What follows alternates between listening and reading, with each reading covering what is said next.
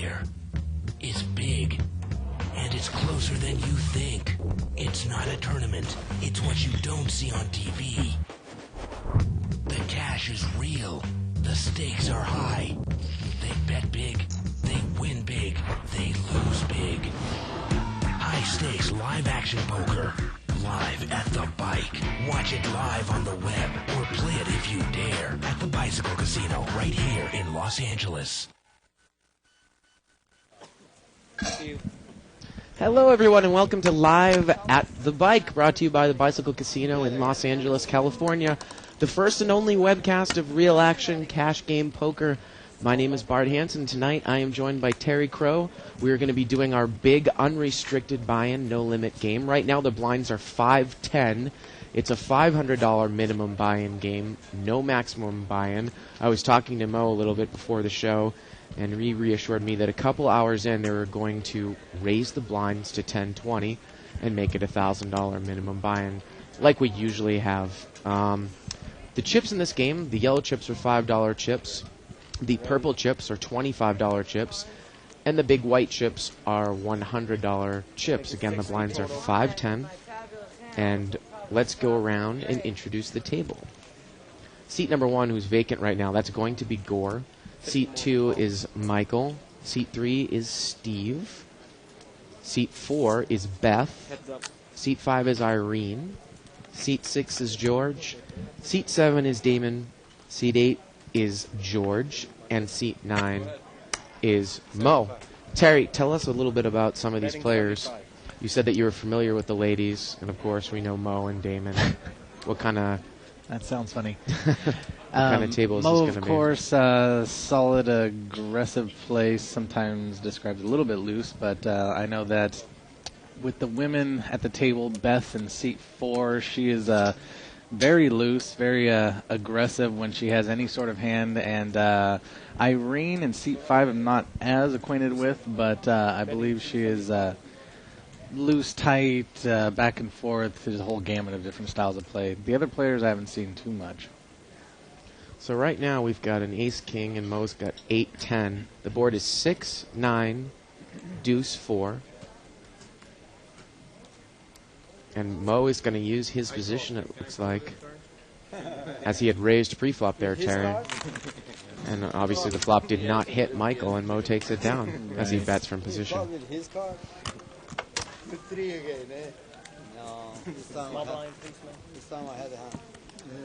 Well, we know that the final table of the World Series is going on right now, and we know that there are several internet streams going on regarding what's happening, so...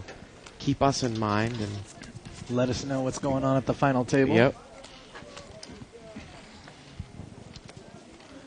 Let us know if there's any Madisal blow-ups that we need to know about.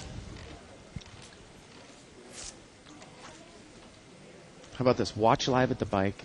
You can listen to the final table. So then we get the best of both worlds. Now this pot is going to be limped around here 5 ways, so we're looking at about a $50 pot. A lot of jacks out. Queen 5-6, 2 diamonds on the board, and it doesn't look like that the flop hit anyone here. Ace high looks good as of check around. 7. And that would be George in seat 6, who has the best hand right now. Another queen comes on the turn. So he continues to have the best hand, but it's going to get checked around again. And the river is a 3, which actually now gives Irene in seat 5 the best hand with queens and 3s. She's going to pick up a little pot, unless someone tries to fire at it. She shows her 3, and she's going to take it down. Kind of a rare scene at a table like this that it gets checked all the way to the river.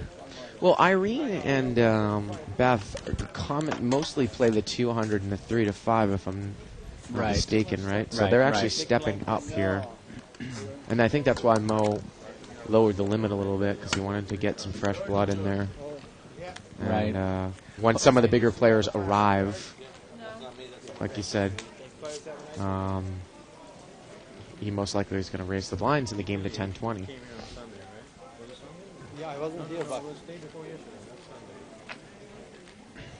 Raise, make it 35 total. Looks like Mo's going to raise to 35 total with pocket nines. No, excuse me. Pocket nines for seat 6. Mo's got a Jack 10 offsuit 3 flat. and There's a pocket king- nines for seat 6 and king queen there for seat 5. Spades. That's for Irene. Wow, now Mo's picked up top pair. Jack 10 here. The board is 4, 3, 10, 2 hearts. Surprising that you don't see a bet out of Betting 70. pocket nines there. I mean, with only one over to your pocket pair, if someone doesn't have the 10, you would expect some sort of bet to feel it out. Well, Mo, of course, he was the original raiser, so perhaps George is checking Okay. to the raiser. Right, right. So we're going to see a check call here. See what the turn brings. Oh, turn brings another jack. Wow, the turn so- is a jack, so now Now Mo's Mo's got made top jacks two. up. And it looks like George George was about to bet it just then, and he saw Mo going for his chips, so he check calls. So Well, it looks like he's going to check call for all his money. so he's looking for a 9 here on the river, and 5 of hearts brings no love for George there with pocket nines. That money should be here now. Yeah, king, queen of spades. That money should be here. Queen of spades. You save money. And Irene is saying, well, what a big draw I had that I wouldn't have got to. On the turn, she had king, queen of spades. Spade draw, open-ended straight draw. That's such a much better hand. Premium hand. You're mediocre. See all this, huh? Premium. And Mo takes down a nice little pot there. So probably about 400 total.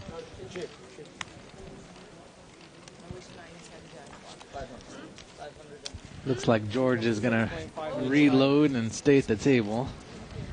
Well, just because this game is the smaller variety on Fridays, again, normally we do the $1,000 minimum game. You know, George's going to rebuy for 500. That's really short, again, in this game. It's the minimum. Right. 5, 10 lines. Generally- Really not a lot. Generally, the minimum you see at the 500 is someone coming in for 1,000 or 1,500 a lot of times. No, I But give it. 4 player. Myself, I give a lot. So we're going to see four-way action here. It's limped around. Hands up, I give. Oh, 5, 5. Yeah, not much of anything. A lot of middle cards here, so maybe we'll see some pain on the flop. And I call. Couple of spades, 8, 4, king, 2 spades. Steve's got a flush draw there in seat 3. 7 deuce. check around. And it doesn't look like anyone really has a pair here. A deuce comes on the turn. Now Steve's picked up a flush. Well, he's picked up a pair now. Bottom pair with the flush draw. And now Mo looks like he's going to chips. No, he's going to check it, it looks like. Probably deciding there's too many players in there. So it looks like Steve's going to actually bet his pair with the flush draw. He's going to bet $75. He'll probably just pick it up here. And little does he know he actually has the best hand. Right. He outkicks Damon there off with a 7. Well, until we have to see what the river would have been. so. Right. And he takes it down.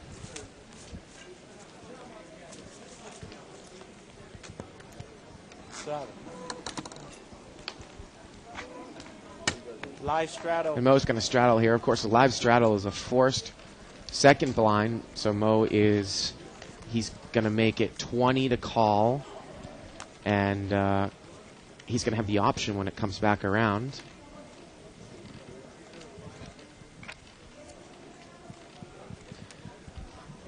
Looking at Steve's going to be coming in for a Make it 45 total.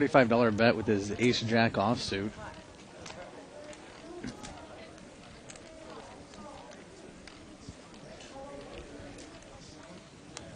George is going to make the call in seat 6 with his ace-10 of diamonds. Three Like player. three-handed the flop, most sticking in with his 7-5s offsuit. 7-5 offsuit. So we're going to see a flop here. Got an 8-3-5 total rainbow. Mo has actually flopped the best hand here with a 5. Come on. So, All in. whoa. Wow, he's Right going to up- add a little right- action to right the off table. the bat, Mo moves all in. He's going to move all in. No, of course, we're dealing with Wow. his opponents there, Terry, George, and Steve. Both have what looks to be only about 500. Seat 3 there, he might have. Well, He's you're only looking got a at- couple of stacks of purple. So. You're looking at a 135 in the pot at that point. I think that's definitely a table host move there to liven up the table as opposed to a standard play. Yeah. Well, I mean, also he's going all in with whatever he has, which is about 3,000. But when your opponent only has 400, it's really only a $400 bet. Right, right.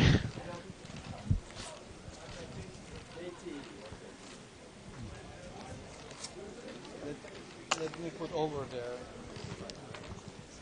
King Queen suited here for seat number 3. Steve in seat 3. 25 total. And he's going to go and he's going to make it 25 total.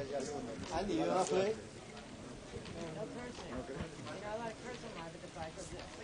Looks like everyone's going to fold. Probably except for Mo. Mo coming in with his 8-5 offsuit. Wow, ace, jack, king, all diamonds. It's a 3 flush. So this is And it goes check, check here on the flop. you might see Mo putting out a bet here, being that he's going to check again. Turn is a 6 of spades. And now Steve's going to bet 50.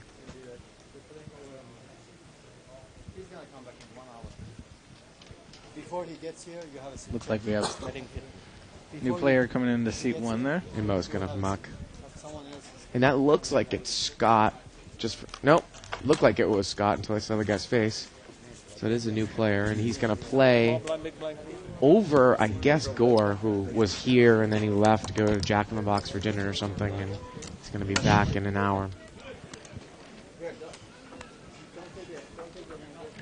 Okay.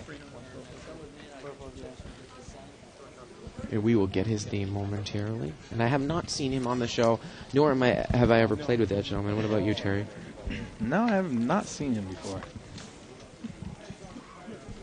Looks like we got a new camera angle tonight. We're trying out. Pocket aces for George in seat 8. He's got the button, and there's a couple of limpers, so you would think, oh, there's a new Raise, camera. make it 40 You total. would think that he was going to raise here, and he does. He's only making it 40 total. It's kind of a All right. somewhat of a dangerous raise, being that there's already Just for you. 2 players limping in front of you. Making it 40 with aces is pretty timid for this table, I'd imagine. Well, he gets one of the limpers to fold. It looks like Well, actually, the blinds folded, and King Queen there, Beth, she's going to call, and George is going to make the call. there's an example of King 10 offsuit and King Queen offsuit of $40 isn't that much. So the pot's about $120. Jack, Deuce, 9, 2 hearts. A couple people have picked up gut shot draws. The King Queen and the King 10. Let's see how much George bets here with his overpair. Betting 200. He's going to slightly over bet Interesting. the pot. 200 into about $120 pot. What do you think of that play? A $40 pre-flop raise, which is pretty minimum for this table, and then just betting 200 right off the bat. Do you like that play? Well, I think that at least a pot size bet is required in that spot, unless he's trying to trap somebody. He But shows his aces. I do agree with you that making a raise with aces, I mean, you want to take that hand. I understand you don't want to lose the value of it, but you want to take that hand kind of heads up. I don't even like it against 2 other players. Now, that was a 3-way pot, so it's a lot better than, say, Right.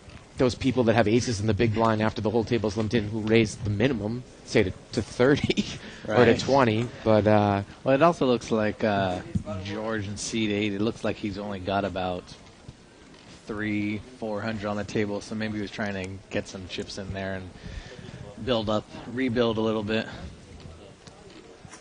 so we're going to see a few people limp here. It's actually one of the first times that we've seen Damon in seat 7 play on the show. He's a 6 player. pretty big no-limit cash game player, Yeah, but he's a regular daily player. he doesn't necessarily play on this show a lot.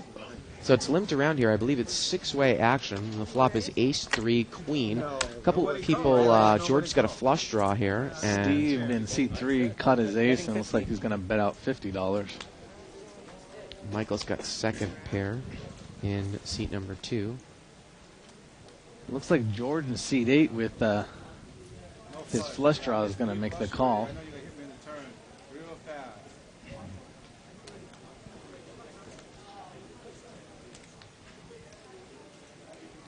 And Michael there in seat 2 is pondering what he should do with his queen. Action is on him. It's a $50 bet. So now there's about $100 and $30 in this pot to the turn. Oh, the turn is a spade, and that's going to give Steve trip aces, though, too. Wow. So we got a flush against trip aces. 70.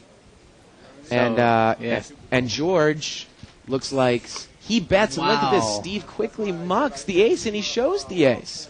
So a $70 bet there from George. And ace-7 mucked. Interesting. It was a check fold with 3 aces. Huh. Well, if he plays that tight, then some of these players are going to be able to take advantage of that in position. Look, 'cause he wants to take my money. Well, he's That's what's going to happen here. How many of you guys have 2-3 round free? he's only got 2. Steve and C3's got about 300 behind, as well as it's kind of an interesting play. I mean, he obviously put him on what he had the flush draw, and when he got there, he folded his trips. But that is pretty tight. Pocket 9s now for seat 8. We have seat 6, George. Now he's got an ace-jack offsuit. He's limped in. Seat 7's limped in with king 5 offsuit. Splitting over on And we're going to see a family pot. And it looks like we have pocket 6s for seat 2. Michael. 6-way action. It's a $30 pot. Ace, king, queen, rainbow. George there in seat 6 with the ace-jack. Now takes the lead. Oh, ace, king, queen, 2 hearts on board here. Betting 50. And George is going to bet 50. His ace-jack. Now the pot's about $105, 50 to call. Wow, look at that. Looks like That's a new player there in seat 7. We'll get his name. that would be Drew. Drew. Our From last night. Andrew from last night. So he's going to add a little flavor to the game. he's always good to gamble it up. And he's going to call with second pair weak kicker with king 5. I know. And it looks like we're going to be heads up. Ace-jack against king 5. Pot's about $155 now. The turn is a 4 of diamonds. Let's see what George does here. Action's on seat 6. You wonder if George is that familiar with Andrew. And he's going to push. Well, it's one of those situations where, you can assume there was no, massive raise pre-flop, and unless the guy's got 2 pair, ace-jack is good, obviously. He's going to bet $100 here. So now the pot is $260, and it's $100 for Drew to call there in seat 7. And all he has is king 5, Terry. Well, Drew, if anyone who's watched Drew play, Drew's likes to really gamble it up at the beginning, set his image, and then he'll tighten up a little bit, but he definitely likes to move all in the dark a lot of times pre-flop, and I don't think worrying about the bet and the money is as big a deal as... Look at that, and he's going to make the call. Right. So we're going to see a river Right. card. Unbelievable. Well, he's going to need to catch another king or a 5.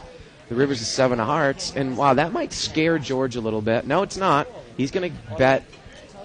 And now if you're Drew, if the guy was betting into a flush draw, he's got there. Right. So there isn't really anything you can beat. It's going to bet $140. So now the pot is $500, and it's $140 for Drew to call. Well, you might see an interesting call out of Drew here that would make no sense at all, but... And we are. He is going to make the call. Unbelievable. He's called all the way with king 5. And I'd be interested to see if he actually shows his king 5 cards. That way, setting his image. And actually, Terry, the bet at the end on the river was $240. So we were talking about it was a $600 pot, $240 to call. So the total pot's $840 there. And yeah, he called all the way with second pair. Welcome to the table, Drew. I said 1 round. Only 2 ladies. How about if we had 8 ladies here? I should bankrupt. And it looks like Drew is playing over someone. So I don't know if Damon left Yeah, I momentarily. think Damon got it from his seat. He's playing over the top of Damon. 8 ladies in the game, I should bankrupt. Actually, I love it. 8 ladies here. And the player in seat 1 who's playing over Gore's chips is JT. Now my wife's going to pay. Looks like we got a couple of rags. And George in C6 got an ace-3 suited of hearts. We got pocket deuces for Beth in seat 2. Excuse me, it looks like we also have seat 3 with big slick of diamonds. Steve. And, 110 total. and he's going to raise to 110. What do you bring here? Action. Beth disappointed that she's not going to be able to play her deuces. Yeah, exactly. Action. No, he brought action here. You like that though, right? Yeah. And it looks like everyone, well, except for Drew, of course. Drew's going to come in there for 110 with Jack 7 of spades, and we're heads up. Pot's about $230 pot. Oh, wow. He's picked up a flush draw, an ace-king. He's picked up top pair. So Drew moves all in right from the go, and ace-king Steve calls immediately. Quickly calls with ace-king. And and the 10 10 comes on. And Oh. there's the spade. Andrew has made the flush. With his Jack 7. And gonna be, that is unbelievable. Disappointing for Steve there with ace-king. My lucky pocket two from Mo. Okay? Thank God. Oh, I would have seen Wow, and my pocket two. Yeah, I think you and Beth talking about how her pocket deuces would have made a full house. If she had seen the flop, if it wasn't for Steve with the ace-king on the button, she would have made the full house, and we would have had even more action. Well, she doesn't have enough money to call $110 pre-flop raise. Right. So Andrew is loose. Call ends up paying off for him. You're here to play, right? Small blind, big blind, please. Okay, I use. Would you call the $100 in pocket twos? No. I Okay, need you chips. gotta come I here. love you. Chips on All four. right, let me play onto my blind. Sorry. You want a hand, sir? Mike, you go ahead. I thought I'd call $100 in pocket twos in the small blind. Oh my God! You Whatever. guys didn't take it easy on me yesterday, man. Jeez. You threw pocket deuces? Oh, Yeah. But how could I call $100 in the small blind? I mean, yeah. What's $110? no? I mean, she's telling And you you should know- have. I play Raise, 2-5. make it I got 60 2-5 total. on club, and I want to play again. But when he raised, I throw my 2-5 away. Like I said, I didn't know that too. I get a refund on my blind. Oh, did I? I didn't put it there. Okay. There you are. That's mine, right? That's yours. I'll put it there. and sorry about the audio difficulties there. That was my fault. So we're going to see a raise here by Mo, who's got ace 10 of hearts. He's going to make it, looks like $50. And Andrew is going to come in there with ace 6 off suit. And George is in there.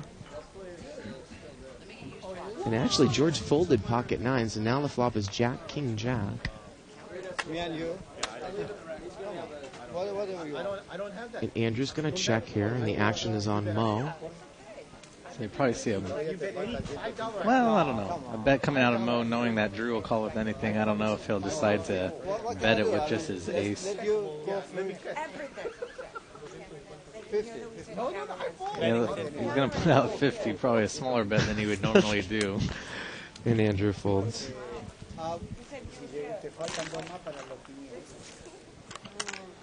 So we get a chip count here by brought to you by Joker Gaming. We're going to go through this really quick. JT in seat 1's got about 500. Seat 2's got about 850. Seat 3 looks to have about 500. There's Scott. Seat 4's got 400. Seat 5's got about 1,200. Seat 6 has got 400. Seat 7 has 800. Seat 8 has 270. And Mo has about 1,900. So, Terry, we are familiar with Scott. We've seen him a lot. What do you think about his play? Sort of the gambler type, right? With who? Scott in seat 3. Oh, okay. I didn't even see him coming into the game. Yeah. Yeah, he. Make it 55 total. His Mike, name- excuse me. That's Mike. Mike in seat 3. I'm Right. sorry. He definitely. You'll see a lot of call downs, loose play, interesting off suited hands played by Mike. Definitely. He's been on the show a few times. Now, Mo's got pocket 10s and he's raised. Now you're calling me. I have 5-6. And it looks like Mike. Has made a call with Right. 9-6, defending his post. Right. Queen 9 Jack. And it looks like the flop gets checked. And now the turn is going to get checked when an ace comes. The river's a 7, and Mo is good here, but it's really difficult to put any money in there with pocket 10s with that board, Terry. I'm surprised he doesn't bet the flop or the turn, being that he was open ended. I know I'm at Check. the wrong table. That's all I know. Back full up. How can I? Head 10. Yeah, good for that. But 2 overcard. You need Mo's a going king. to take it down with his tens. You're right. He did. He was open-ended there, but he didn't put any money out, and he takes it down. Chips. Big blind, please.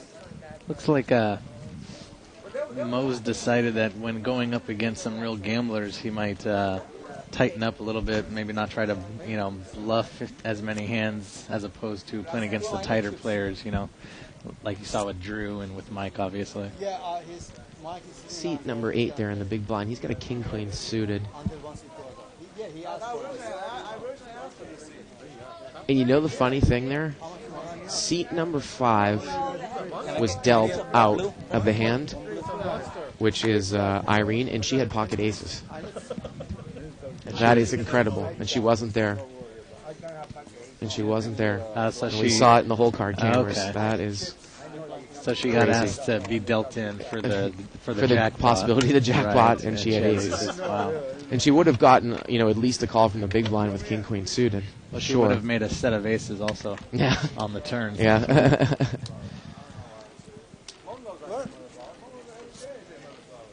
There's our whole card camera. And the Be sure to rabbit tell cam. her that next week. Yep.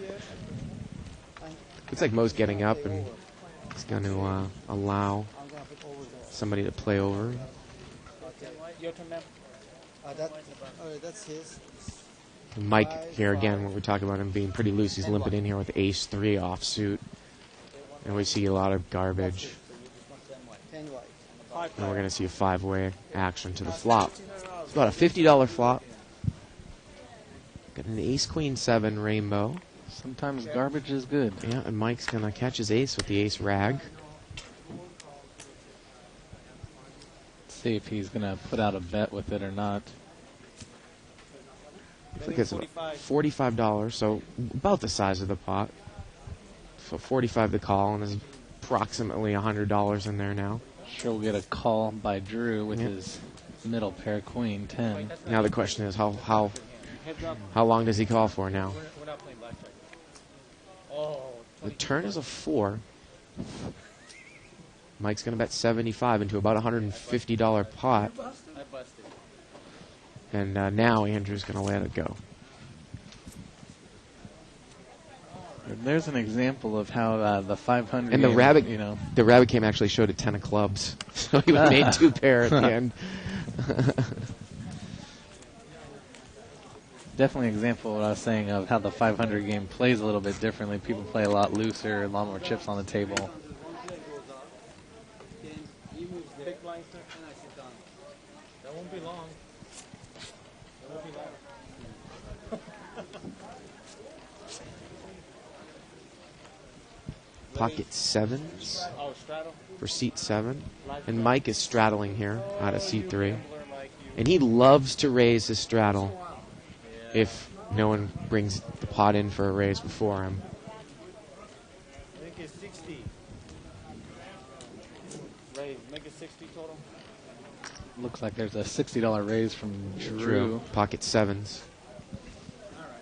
All right. And Mike's going to make the call with the 8-6 offsuit. Only one? So Drew's in pretty good shape here. And Mike's going to check in the dark. You took mine? 5, 6, 10. See how Drew plays this. So Mike has caught second pair. Okay. I would imagine you see a pretty aggressive bet here on the flop by Drew. He's going to bet 120. about the size of the pot there, 120. And look at this. Mike quickly calls. So now the pot's about 350. The turn is a deuce. No help to anyone. It looks like Drew's going to have position here, and as it gets checked to him, he's going to put in another bet. I think if you're Mike at this point, you can't really call. You need to put in a raise if you're going to stay in the pot at this point. Betting 240. He's going to bet 240. So now the pot is about 600, 240 to call. And the action is on Mike. And Mike quickly calls in seat 3. And now the river Wow. is an 8. Wow. Unbelievable. Mike has caught 2 pairs. And it looks And like he's gonna move he all in. moves all in immediately, and Drew calls immediately. And it looks like Drew calls. What a catch. And 6-8 Wow, you can see the disgust on Drew's face. is going to take it down. Wow. So the pot was about $800 before that bet. Mike went all in, and Drew had about $150 left. So Mike won about $1,000 that hand. Again, real cash, not tournament chips. These chips have cash value. This is the first time that anyone has ever done a poker show with a cash game, Terry. And if you are interested in watching this show sometime in the future and all the other shows that we have webcasted over the last 6 months, you can sign up for the archives. You can click on the on-demand banner on the right-hand side of your screen underneath Shirley Rosario's Poker Babes link. And $14.95 gets you all of the archived action. And that was a pretty good hand there. That was one of those ones that you remember about. I'm sure Drew's going to remember it. It looks like Drew got up, and Mo's going to sit flop back down. Looks like... So Mo now is in seat 7. I believe it's Steve, who was in seat 3, moved to seat 9. Yep. So Mike living up to our prediction of loose play, and I know it firsthand, Terry, because he's actually hurt me in this game. I've had some really bad beats against him. looks like he's making the call here. Looks like JT brought this one in for a little bit of a raise with Jack 9 of diamonds on the button. And we're going to see a flop. Ace Queen 5. Now no one's hit this. Now from position, he might as well bet, and he's going to take it down because of the fact that no one hit the flop, and it was actually heads up Mike against JT there. So that was the first hand I think we've seen out of JT there, and looks like a pretty aggressive player. I can't wait. Of course, you can follow the thread that is started nightly on 2plus2. Go to 2plus2.com, click on the forums link, click on Tournament Poker, World Poker Tour, and other televised tournaments. And again, we would appreciate people who update the thread with some of the standings at the final table of the World Series of Poker. And they started that, Terry, at 4 o'clock. It was originally scheduled for 2, but it went so late last night they pushed it back a couple of hours. Right. So we got 4-way action here. It's limped around. 5, 9, 10. Rainbow. I just got burned 3 straight big ass freaking pot over there. Check around. Gets checked around at a turn. And another 10 comes on the turn. And I'm trying to figure out, it looks like Queen High is good. Ace High. Beth, oh, she's got Ace 9. Ace 9, so I'm surprised she doesn't put a bet in here. Yeah, but, very surprising. With the board paired like that, you can assume you have the best hand. Well, now she's going to bet 25. Now she bets 25. No one can really call. So it looks like the first pot of the night for Beth. Yeah, Terry, I definitely would have bet there on the turn, especially from early position, because it means that the people behind you most likely don't have a 10 because they would have bet the flop. So now top pair. Sometimes you... pairs on the turn. You know? Depending on how many people in front of you, when the board pairs like that, I would actually check call, being that you don't want to give off the image of, trying to buy it when the board pairs like that, and then someone re-raises you on a bluff trying to take you off the hand because you were representing the pair, and so I might check call there, but she takes it down. I don't lie, Mo. I don't bluff. Oh, you don't. We're going to see limped, and now Mike is going to come in. He's going to make it 40 to go. From the button, he's got a King 9 offsuit. Again, Mike likes to play a lot of hands. And he's going to get action. Looks like Beth's going to make Beth's the gonna call there. Pocket 5s. King 7-10. 2 diamonds. So the way Mike plays, that's probably going to be the end of Beth. Yeah. And he announces the fact that he's flop top pair and he bet 75. And Beth is like, Beth's got a little bit of, she's got some moves in her. She says, let's check it all the way down. You don't really want to do that because you'd be giving free cards. Usually when someone says that, Terry, it means that they would kind of have something like, say, a pocket 5s or pocket 4s. A lot of other times, too, it means if the raiser asks you to check it down, he probably has something like ace king. Well, I think You know? I think Beth was trying to use her woman power there and Or womanly powers. knowing how aggressive Mike's going to play the hand. Ironically, when she hits her set of 5 on the turn, all of a sudden she'll decide to bet it. Mike is going to limp in here with king deuce offsuit. And we're going to see four-way action. It's about a $40 pot. And a 9-4-10. It's like George has the best hand there with 6-9 in seat 6, using the small blind. Mike's going to put a bet, position bet. He's in the cutoff. No, it's bet too quickly. Bobby. Not your turn. So it looks like George George is with gonna make his the call. middle pair is going Yep. to make the call. Going to check call. Out of position, so it should be interesting to see how he plays this hand. $120 pot now. The turn pairs it for a 10. And it goes check, check here. It's a Well, third that's- heart. And now a fourth heart. And George actually still has the best hand because he's got the 6 of hearts in his hand. But I would be surprised if anyone bets here, Terry, unless Mike wants to try to buy the pot in position on the river here. Well, unfortunately, he... And that's what he's going to do. He's gonna throw in a $125 bet here. And George is going to make the call. Yep. And I don't think that was enough, Terry, because the pot... The pot was... He bet about the size of the pot. And doesn't even show his cards. No, he quickly Mike marks. immediately throws it away. As soon Got as- king high. Right. Thank you. I think he definitely lost some value there by not betting the turn. I mean, he bet the flop. If he had bet the turn, then he might have been able to get George off of his hand there.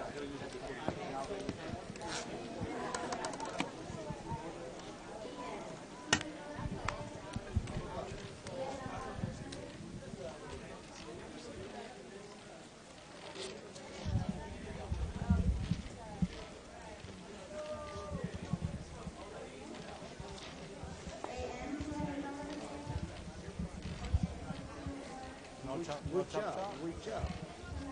No chop. It's okay. You can pull it back. You You can pull can it back. pull it up. You can pull it back. You can pull it back. You chop chop. You can pull it back. Yeah, no action. There's no action. There's no action. There's no action. You have $1 there, sir. I know how it goes. Right? Right here. I have a good shot. Good thing I know. Same job.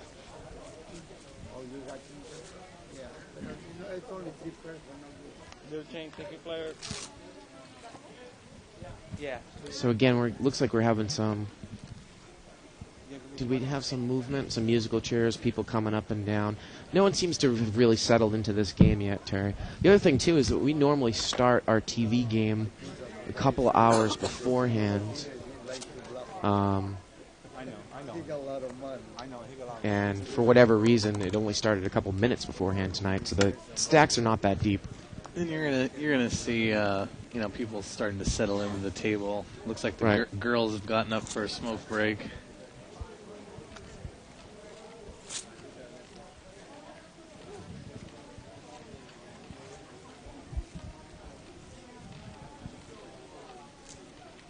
Make it 30.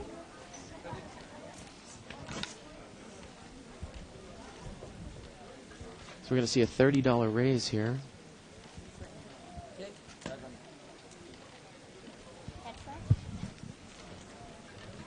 And we're going to be heads up here. Mike, who looked like brought it in for a raise with 3-4 of diamonds, and JT with 4-5 offsuit. JT called out of the blind. So JT in early position checks, so you're probably going to see a bet out of Mike here. 65. And he is going to bet, and I can't imagine JT can call. Maybe he wants to make a move, but Not good, dude. I got 3 bad beats. I'm down 14. You know, and hands are so monstrous. And Mike takes it down. Ace king, you lose to a Jack 7 shit, and you didn't slow play. I put 120 pre-flop even. The dude said over calls Jack 7 spade on $120. Rivers are Live flushing. straddle. and we're going to see a straddle here That's what I'm saying. I'm not gonna tip from Mike in seat I'm so 3. frustrated. I mean, I put 120 pre-flop, and Jack 7 suited calls me. Can't do anything right. Live straddle. Wow, and we're looking at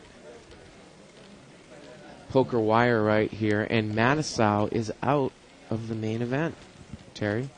Wow. He was eliminated in 9th place. Yeah.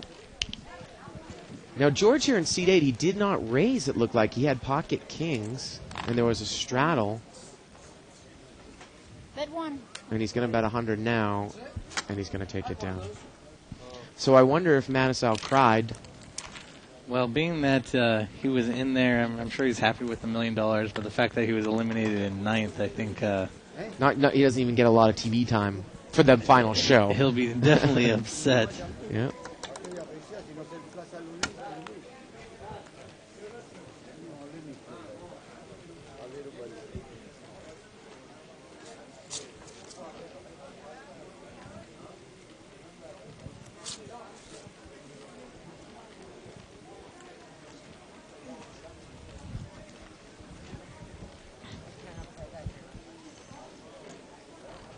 Back to the action.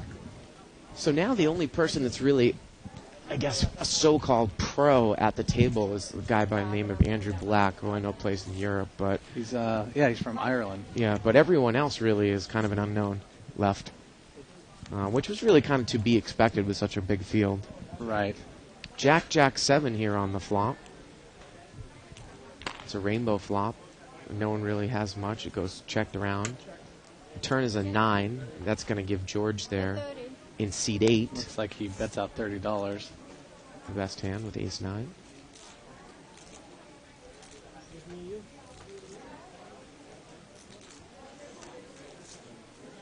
And everyone's going to fold. And he shows ace 9 up. So he shows... It seems he doesn't have a problem showing his cards. I mean, each hand he's played, he's turned over his hand, so...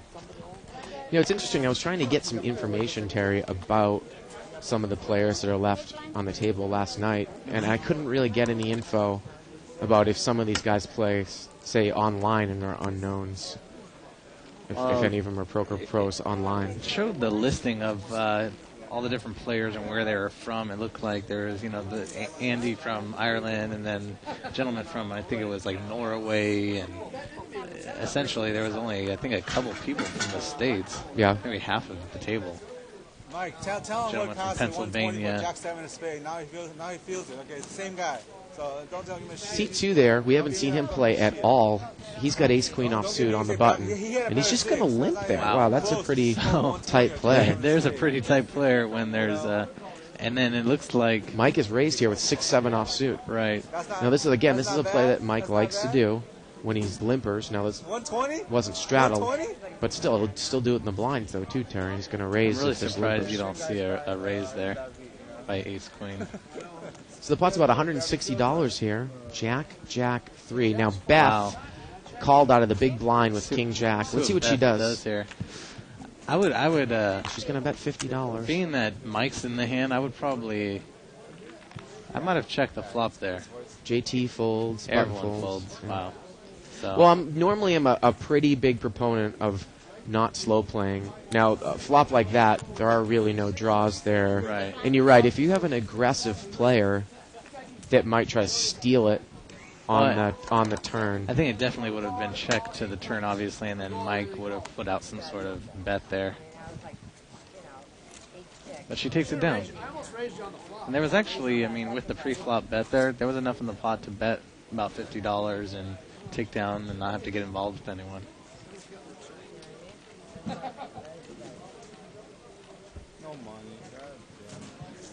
So I know that Matisow had about, I believe, 7 million, 9 million when they started the table, and it looked like he was down to 2 million before getting eliminated. So we'll probably get some good action on the final table by him losing a couple hands prior to being eliminated. JT has raised. He's made it 50 to go with ace-9, and Mike is called with a deuce-3 offsuit. Well, any two cards, Terry. 10, 8, 9. JT's picked up second pair here. And Mike's the type of player that could play off a JT. And I thought, he might try to raise here as a total stone cold bluff in position, but he doesn't. JT continuous Mike gets rid of it. To be aggressive. So I'd like to see that.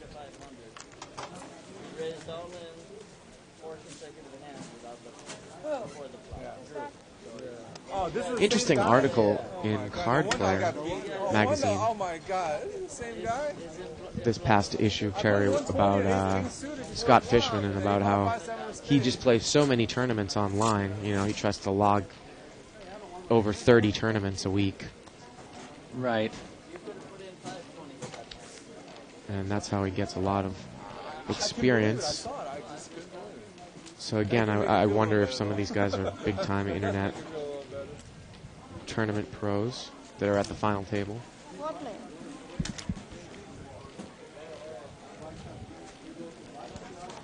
You'll see four-way action here. It was limped around.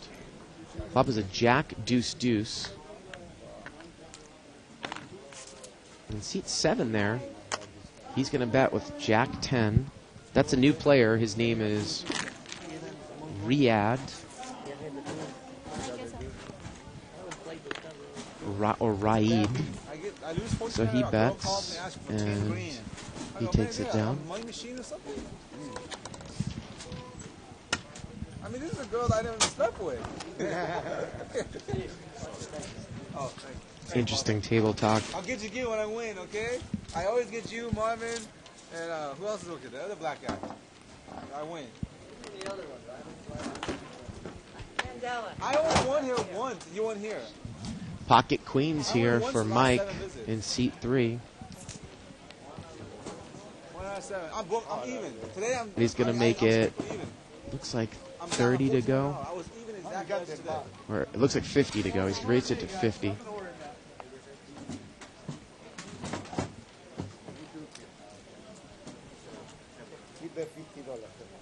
So it's 50 to call, Hey, I got and he's not going to ace get and I any go to action. throw away. I got two It, aces. it looks like after reading how Mattisau was eliminated, there's definitely going to be some fireworks, being that Mattisau had a pocket tens and the board had come a deuce 3-5. The gentleman he was going heads up against with ace jack put out a bet, and it looked like Mattisau moved all in. The guy called with just the ace jack, and it turned to 4 to give him the wheel. Wow. So there's definitely going to be some final table fireworks there when the guy catches the gut shot 4 to make the wheel and Wow. eliminate Mattisau. And I was looking at that hand, too. I thought it was a 3-suited board, but it wasn't. The flop. Right. It was deuce 3-5. Right. So there's yeah. Boy, that's rough. Definitely gonna Yeah. Pocket kings here for seat 2. He's raised it up. Tonight's a long night. That's Kobe, and of course Mike is called with 9-10 offsuit. Wow, a set of kings right off. Let's see how Kobe plays it. He checks it, and Mike checks right behind him. Now an ace comes on the turn. And it looks like he's going to bet the turn. I think he was going to bet the turn. And the rabbit cam shows an ace of spades. Well, if you're trying to slow play top set, that's probably the worst card that could come for you on the turn. Unless Mike happened to have an ace. And against any other player, you might want that ace, but Mike's been calling with any 2 cards, so it's more of a scare card than anything else. Heads up. I mean, 5 people in the pot, I can understand. But heads up. I raised 120. What the hell did I have besides this king with pocket pairs? The funny thing is that if people are not familiar with Mike, he hasn't shown down any of these hands. And no one knows right now that he just called a pre-flop raise to the tightest player on the table with 9-10 offsuit. Right. Looks like he's going to put in a bet. He's raised here to 40, and he shows what he had. You got 5-7, see? And it looked like it was 5-7 offsuit. So here we go. 5-6 or diamond.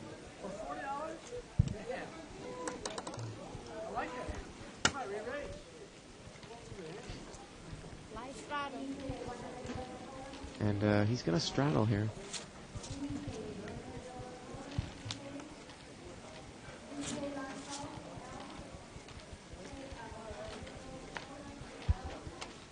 This one ain't good tips on me either. I can't even play my button. 2 rounds. It's good. Good. And Mike does not raise out of the straddle position as it gets limped around. He's got a 10 deuce offsuit, so we've got 3-way action. 8-6-3, 2 spades.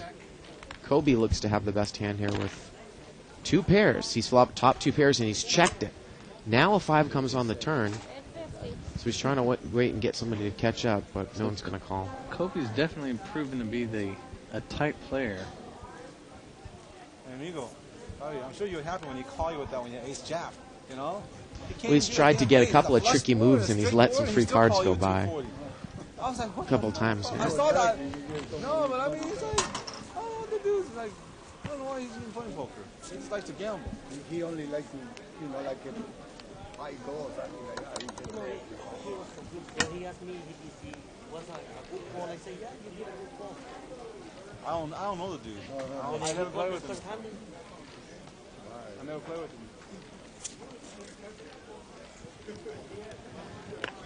So being that at the World Series now that no one really recognizable is going to have an opportunity to win it, should be interesting to see how that affects poker in the next year, being that we don't have a big star, a big name to give the title to.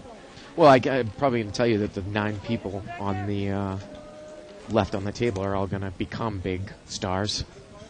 Jack 7 here on the flop. Kobe's in there from seat 2, and he's flopped trip jacks, and he's checked it again. And Michael's got a jack over there in seat 9, so both of them have checked. And now Michael and Kobe checks the jack again. Checks it again. Now a 6 of diamonds comes on the turn, and now Michael's going to bet. And let's see what Kobe does.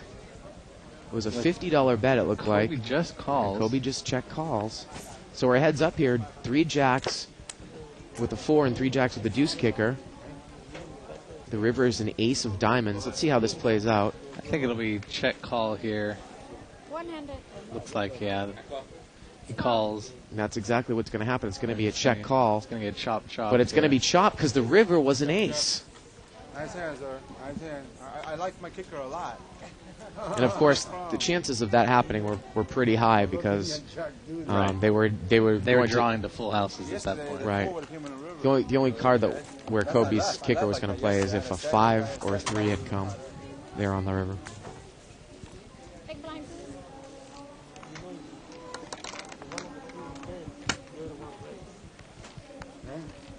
Well, by Kobe checking the turn there, check calling the river,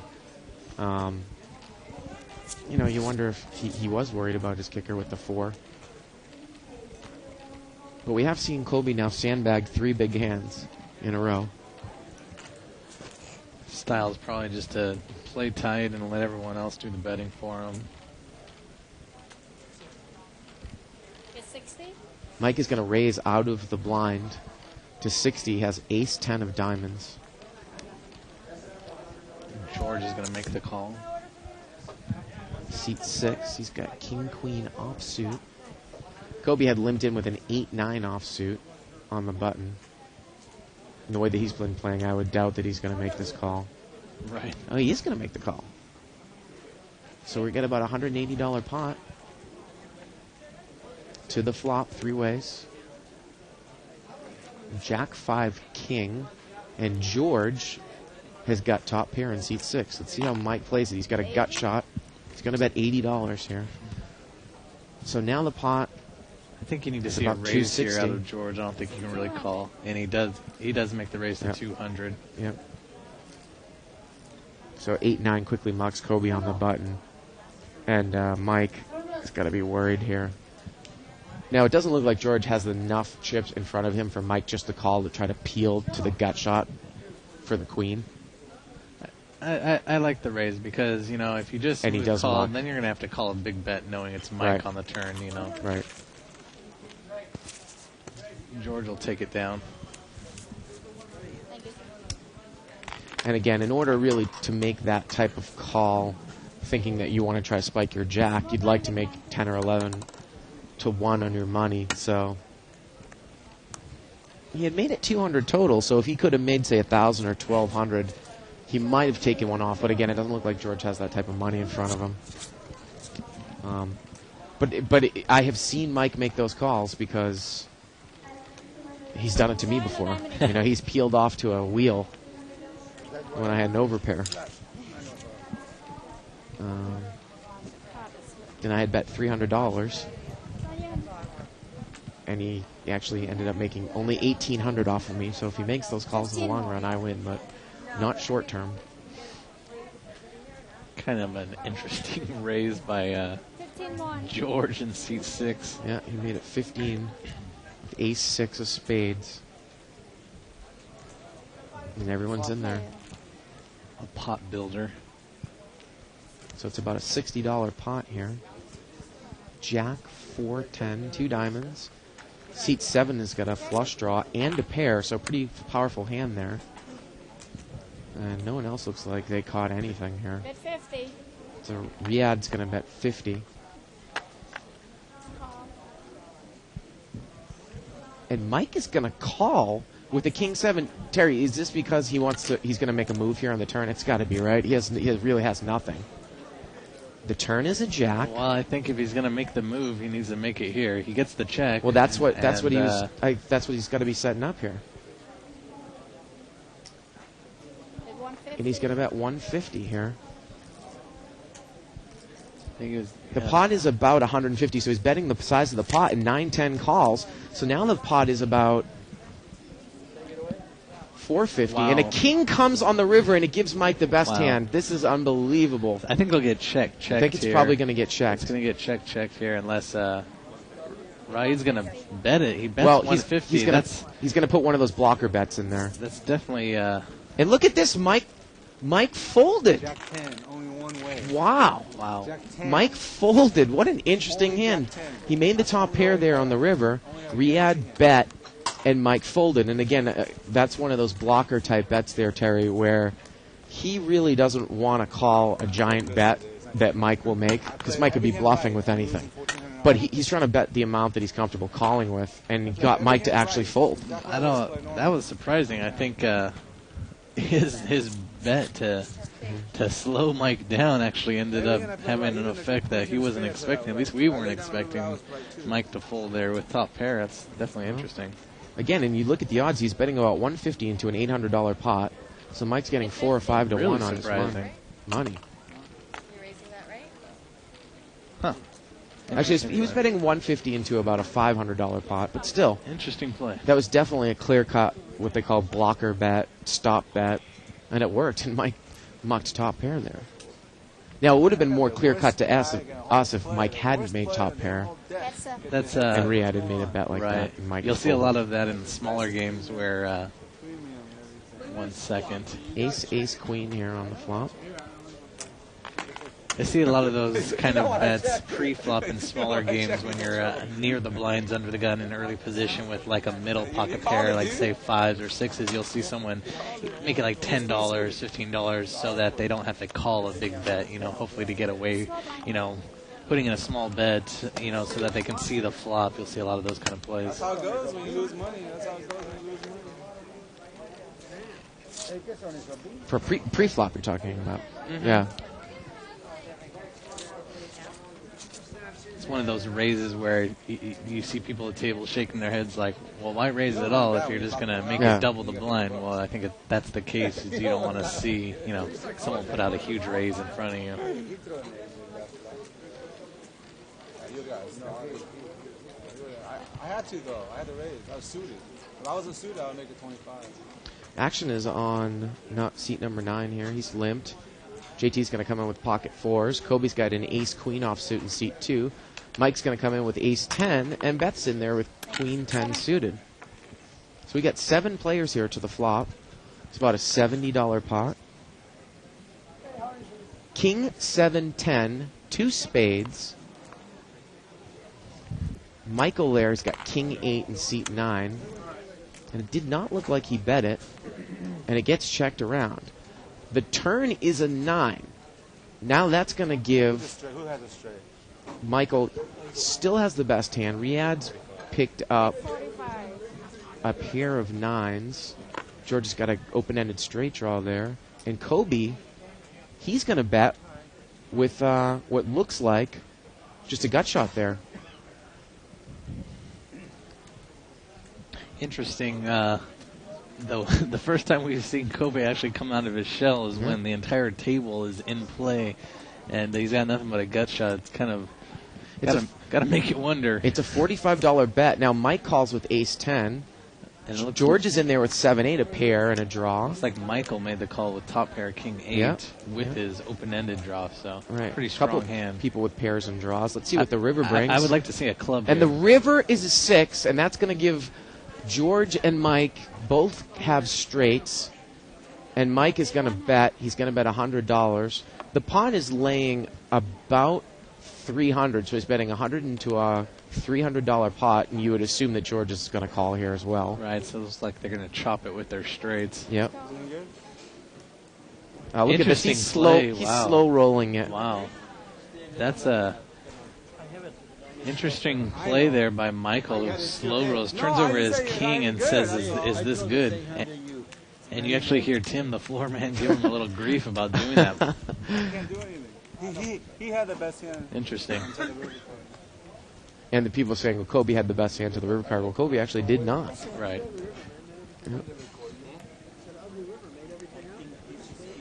That's you. He take his bet back, right? The 100. No, I didn't. No, I took the hand. Come on, what are you doing? He took. Oh, okay. I'm sorry.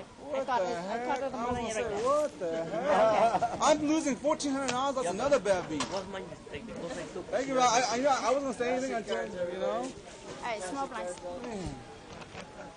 Thank you. Someone on 2+2 has said that Chuck, this is from Chuck Sim, he said that one of the players, Brad Kay, How I played that, it was chopped is from his hometown and he won his seat on a Stars double shootout. And like I said, Terry, I wouldn't be surprised if all those players are not all internet qualifiers, Right, besides that right. English guy or the Irish guy. Right, and your statement regarding well, they'll become celebrities is validated by the fact that the rest of the sentence says that he was on the front page of his newspaper in his hometown today. Now Riyad's picked up ace queen diamonds out of the small blind, and he's going to raise it up to $85. Pretty big raise there. Irene's not going to get involved with king queen, and he's going to take it down. Wow. You 50 cents left. Says he's on the front page of his hometown's newspaper, and then finishes off by stating that he's a law student. So, ironically, our values here in the United States being that he's probably never been on the front page of a newspaper for being a good law student, but get to the final table at the World Series of Poker, all of a sudden you're a hero. Small blinds. He's not coming back. Too big blind. You like your nails. I can't pronounce your first name. Again, you are watching live at the bike. We are streaming our big, unrestricted, no-limit hold'em cash game. The blind in this game are 5 and 10. The yellow chips are $5 chips. The purple chips are $25 chips. And the white chips are $100 chips. Most people will stack their chip stacks in 20-chip denominations. And that's how you can tell how much money they have. George there in seat 6. He looks like he's going to raise it up. You know what? Seat 4 has pocket queens, Beth. And she is the one that raised it, Terry, $50, and George called with king jack. Now Mike's got pocket 8s here. So, obviously, Mike's not going anywhere. Look at this, though. Mike pulls the limp re-raise. He's going to make it 200 to go with 8s. And right now, if I've got Beth's chip stack, I'm probably going to push all in. I'm surprised she doesn't move Wow, on, she's but- going to just smooth call. Why would she do that, Terry, if she only has 200 left? She's allowing George to come in here with king jack Well, behind her. Honestly, I mean, Mike's got the pocket 8, so he's got early position. Beth, if she plays this properly, she needs to pull out the stop and go play here. If no one hits their hand, Wow, well, here we go. which they don't. 5-6 deuce on the flop. It's a $600 pot. I got to think she's going to push now. Oh, of course. Now Mike's going to bet 400. So it's a $1,000 pot, 400 to call. Beth moves all in. And obviously George is going to muck. So So- Beth is in really good shape here. So she's drawing to a possible, well, Turns the deuce, and There the it river is. is a Wow. deuce. And Beth is going to take it down with a full house. So the Deuce best- is full of queens. best hand wins. Sorry. I got excited. So, I got very excited. I finally Beth won moved in one. for 200 after Mike had bet 400 on the flop, and she immediately grabbed the 400 to pull it towards her, but he had to take 200 of it back. And the girls hug and wave to the camera.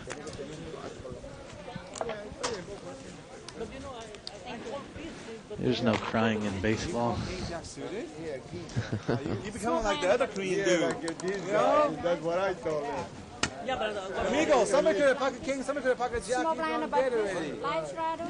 It's $150, $200 before the flop. I still think it's a little bit dangerous for Beth there because she needs to knock out the guy to her left.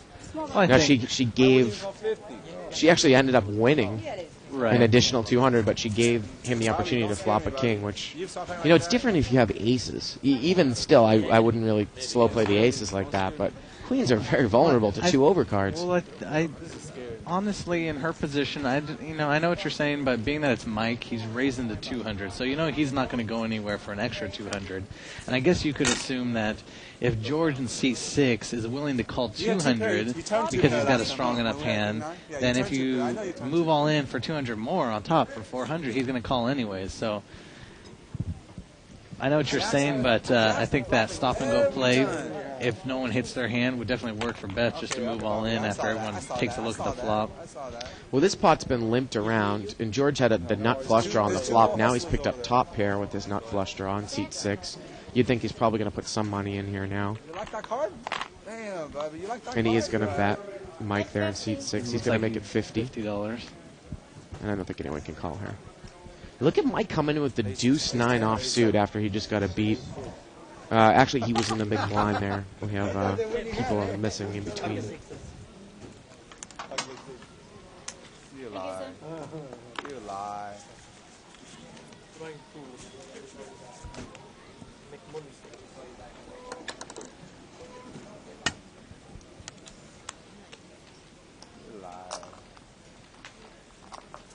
I think that's definitely a situation where pocket 8's on the last hand. If he had just called to see if he had flopped a set, possibly checked the flop to see two people in front of him, see how large their bets became. Obviously, if they have a high pocket pair, they're going to put a lot of money in there, and he could have gotten away from the hand. Is definitely Yeah, but you know what, Terry, though, knowing Mike, there's no way he gets away from that hand. He's willing to put that money in with that flop if she bets. Well, what I'm saying is raising that much pre-flop with just those 8s, I don't know how aggressive you really needed to be. This pot is once again limped around. Damn, the We jack. haven't seen a lot of pre-flop raising in this game. Ace 5 jack, it's a rainbow board. George there, he's playing ace rag. He picks up top pair, and he's going to bet out here again, seat 6. That's about $40. Probably a good sized feeler bet with his medium kicker. I want to call you, but Again, this is a big game, and I am surprised to see that there are players in this game that play, ace rag. Because ace rag offsuit, we say it time and time and again, it really has very, very little value, especially when you're not even in, you're in mid position there. It's just really a hand that you should not get involved with. I think in these larger games, like an Omaha game, I think nowadays you're starting to see a trend of, getting away from premium hand textbook playing necessarily all the time and actually playing your flop and seeing what comes out, being able to outplay the other players and playing the flop as opposed to just playing premium pre-flop hands all the time. You'll definitely see, bad beats as a result of those weird hands being played more and more nowadays. And seat 8 is limped in here with king jack suited. And JT comes in from the cutoff with a jack 5 offsuit. We're going to see four-way actions limped around. Queen, 9-5, 2 clubs. JT actually has the best hand with bottom pair. And he's going to bet 50 in position with bottom pair. And I can't imagine anyone's going to call here. George's got a gut shot there to the 10. Kind of interesting to see an example of how your demeanor changes after winning a hand, after sitting there not picking up any chips for a while. All of a sudden, Beth is a lot more talkative, chatting with everyone. Like And I showed when I had a flush draw on the table. I got a set, the cock of that, and the 10 instead of 10. When I had a queen 10 of spade, Either that or she's just girly. everybody checked the ace. When you raise, when I lost she is a the girl. set of 5s. Fucking a case, I had a case 10 then. God, Bobby, you screwed me up because you were the damn button. That's awful. That's the worst. You screwed me up because you were the button. I was gonna bet the flop. That cost me five. That cost me $4.75. I love you. You're the nicest Again, a couple limpers here. This table's playing, you know, this is a really good $500 table, Terry. Like loose, passive pre-flop. Right. I mean, especially if Mike isn't going to get involved with too many hands. Now he's up from the table. Right. You know, 3-5-4 here on the flop. It's a rainbow flop. That's what I know. Damn, buddy. Every time ace deuce. And wow, look at this. George is going to put kind of a bluff out there with overcards. He's going to bet $20. Mike has got overcards and a gut shot to the 6. He's going to call from the button. And we're heads up. King 10 against 7-8. It's about an $80 pot. If the turn is a 6, it's going to give Mike the night straight. Wow. But you know what, though? George is just kind of bluffing there, and I can't imagine he's going to call. Mike's going to bet 95. I mean, he doesn't even have ace high, and he mucks. Wow. And Mike is a little bit frustrated that he doesn't have a 7 in his hand because Mike has got the 7-8. Small blind, big blind.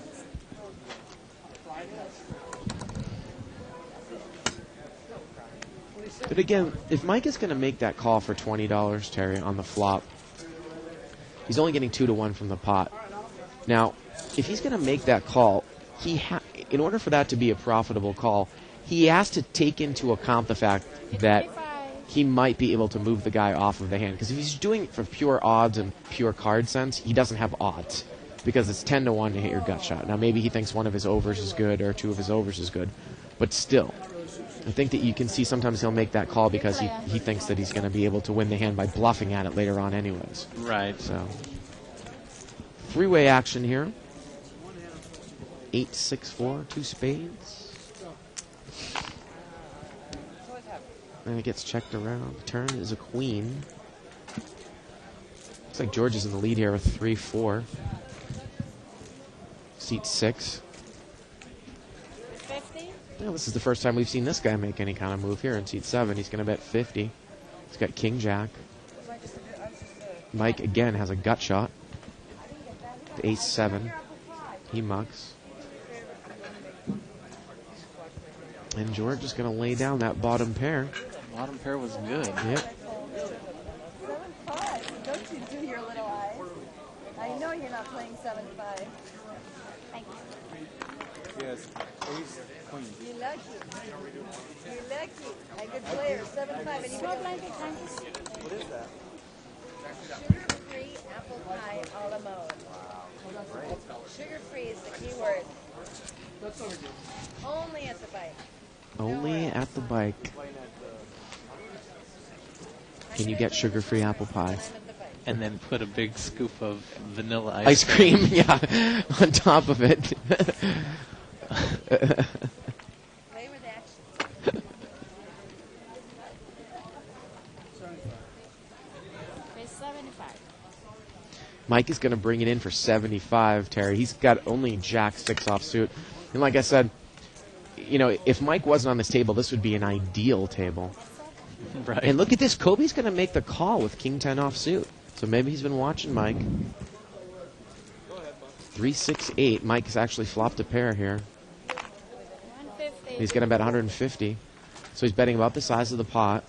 And if you can just almost sense that Kobe wants to make some sort of move here, but Right. Mike could be have any 2 cards, and it's not like Mike is going to fold a lot of hands either. Right. And unfortunately, I think what Kobe was thinking was, well, 150 he just bet, so that means the kind of raise I'm going to have to make is essentially my stack to get him off the hand. And the thing is that, well, Kobe's got about 1,000, but even if he check raised him, say, to 500, I still think Mike makes the call, you know? Right.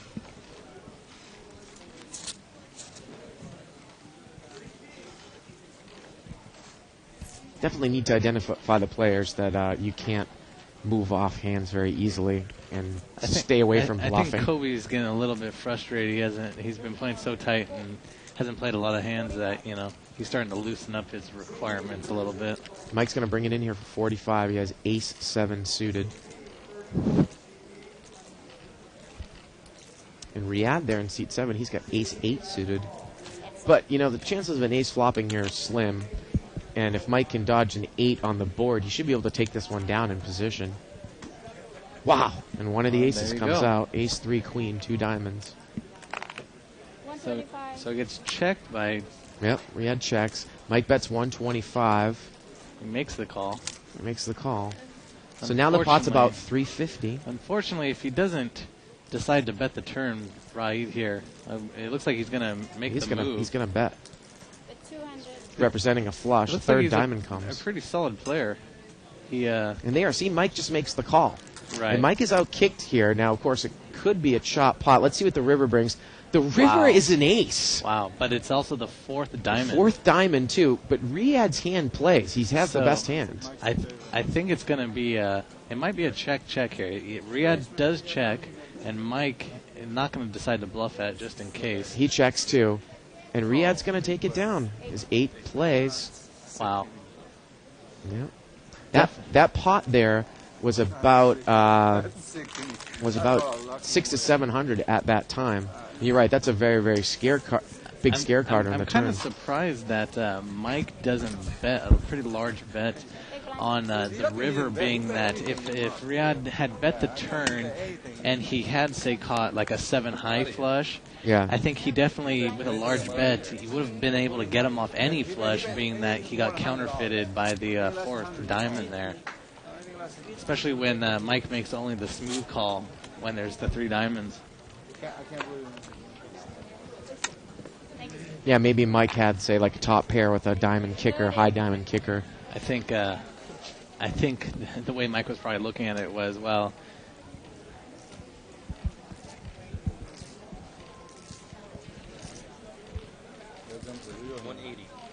well, Mike is raised here, and Raid,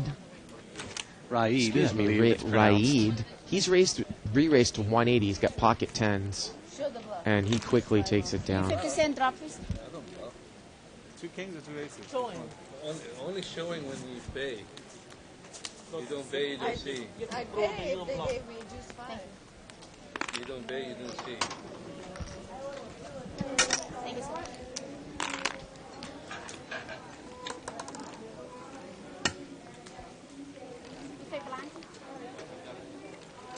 And, you know, some of the predictions about the final table, what the final table makeup was going to be. Yes. A lot of places said, well, it's going to be, you know, 2 or 3 pros and a couple of poker journeymen, and then some people that are unknowns. Well, I kind of thought that it was going to end up the way that it did now, too, because when you look at how many people 25.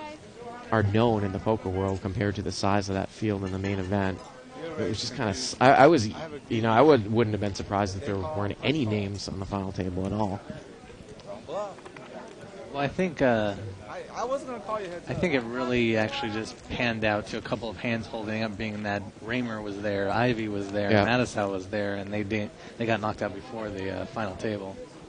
You can see a flop here at 7-3-5. George in seat 8. He's flopped a set of 5s. And Michael in seat 9, he's bet 100, it looks like, in first position with ace 7. And Mike in seat 3, he's going to call with a king 4. With a gut shot to a gut 6. shot. Irene's got a flush draw. Now, being that if Mike had not come in, Irene probably would have gotten out of there. But wow, she's not going to make the call. She's actually going to fold. And wow. And now it looks like George is going to move all in with his set of 5s. Yeah. So the pot was 200. Wow. Pot is about 300 plus this size raise.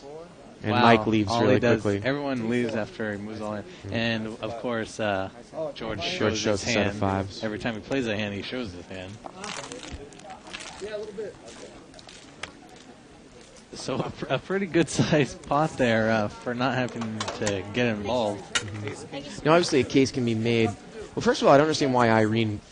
Well, I mean, you do have to reduce your odds down, Terry. Irene had a couple of overcards with her flush draw, but you do have to reduce, your odds down if there's someone to act behind you, just for that reason, because someone could re-raise. But it's a little bit surprising to see her lay that down, a couple of overcards and in a flush draw. I think it's one of those situations where, if you make the $100 call and you don't hit on the turn, being that there's two other guys in the pot, we know what the cards they have, but you're going to expect it's going to jump from 100 all the way up to 400 on the turn, if you didn't hit your card. So now, how about if I was George in seed 8, if Michael in seed 9 had bet 100 and everyone folded, you could call there one time to trap, but because Mike came in between, I don't mind the all-in there for, I guess it was additional 700.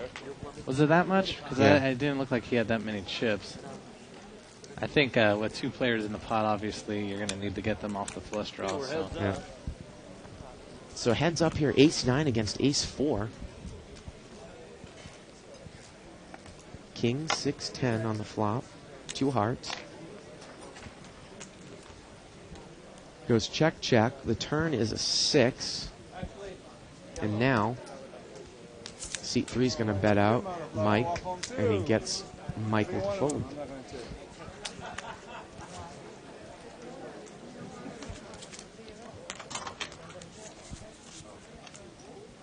Looks like we're still 8-handed at the final table of the World Series. Okay, ladies, small blind, big blind, or petite. I thought it was pretty interesting to, obviously based on the different size of the field from last year to this year, it's interesting to actually see at the final table how many chips are on the table.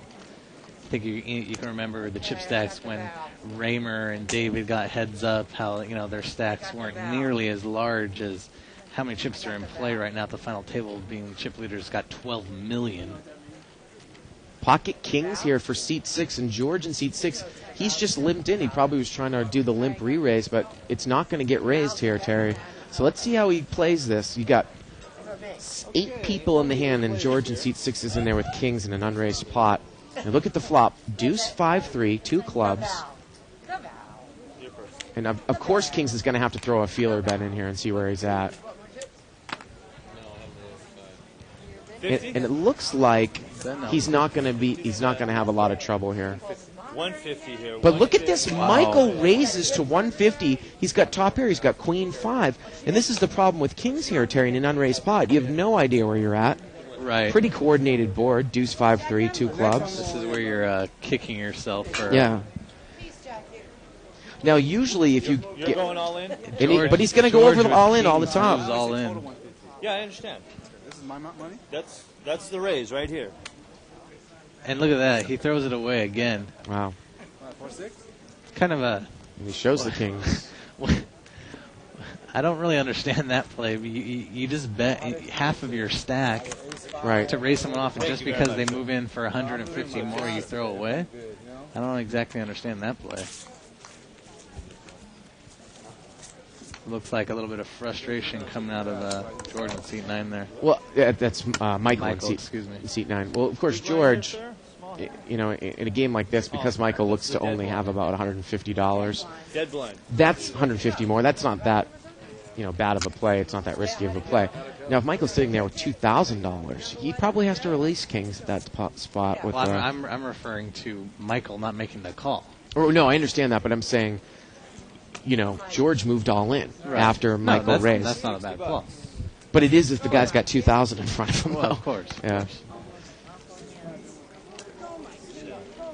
And seat 3 has come in again for a raise. He's going to make it 60 to go. He's got 10-6 suited. Any 2 cards. Kobe's got a queen-jack offsuit. And he's not going to play.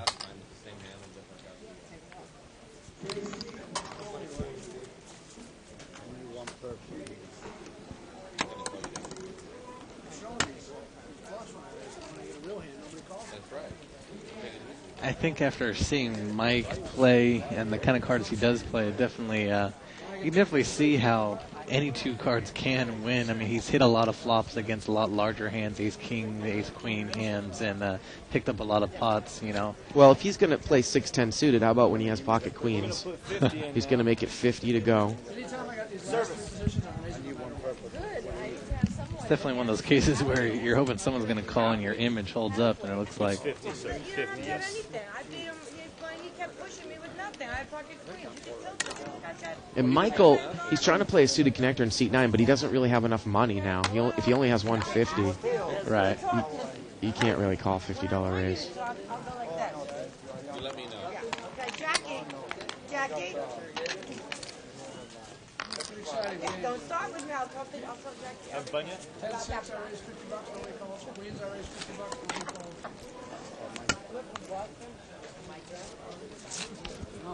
He's only giving you cards and no one else.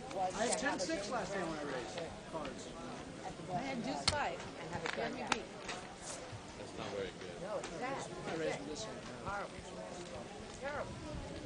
raised this one. Of course, you can, again, you can respond to this show. Questions, comments, suggestions by going to 2plus2.com. Click on the forums link. World Poker Tour televised tournaments. Tournament Poker, World Poker Tour, and other televised tournaments. And we're right there. Board's a little bit slow tonight, Terry. But I'm imagining that that's because of the festivities that are going on. It's probably the biggest night in poker tonight. Right. Yep. Ace 7 deuce here. It's a rainbow flop. And Mike is going to bet as he had limped in with 10-3 offsuit. And he takes it down. He's actually bringing a new 3 comes on the turn there. You know, any 2 cards, he's bringing a new meaning to this. He's playing a lot of hands. You know, if I do my chips like you, maybe I'll get a Players.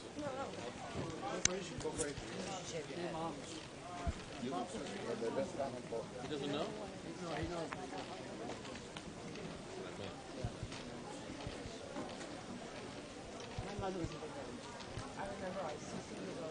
Next hand is yours. I wish I knew.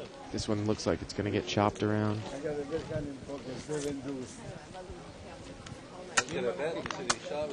You must have a shitty hand too. Thank you, sir. Brand new cards. See if we can get something shook up. Yeah, that's the It's like we're getting a new Now setup. those are going to be slippery. That gets us a chance to look at our floor man, Tim. Yes. Lucky you. The headset. Come on, Tim, wave at the camera straight ahead of you. There you go. Thanks, boss. They said they thought I was an airline pilot.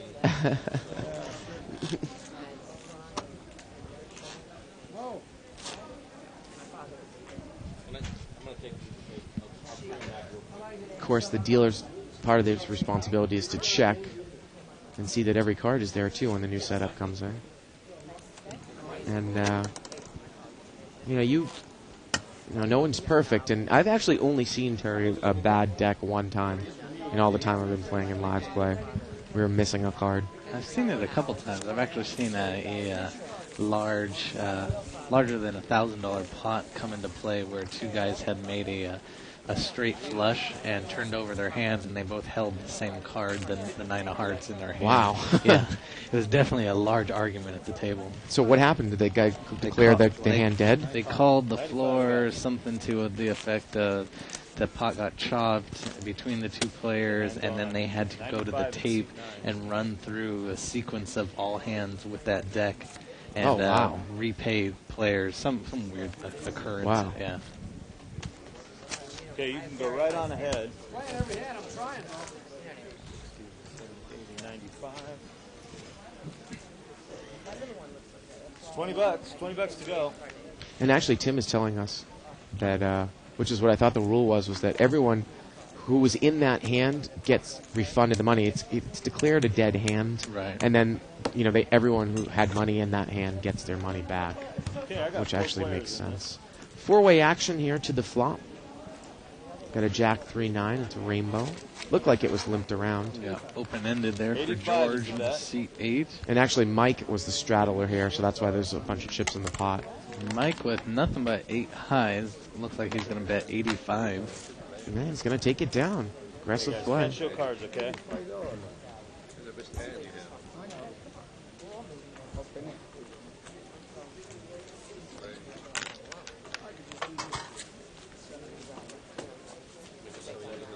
Mike's always coming in with spiffy shirts on. I wonder if he works a white-collar job before this. He actually works here. Huh. He's corporate. Didn't even know that. His mom is one of the corporate people that works here as well, I believe. Ah.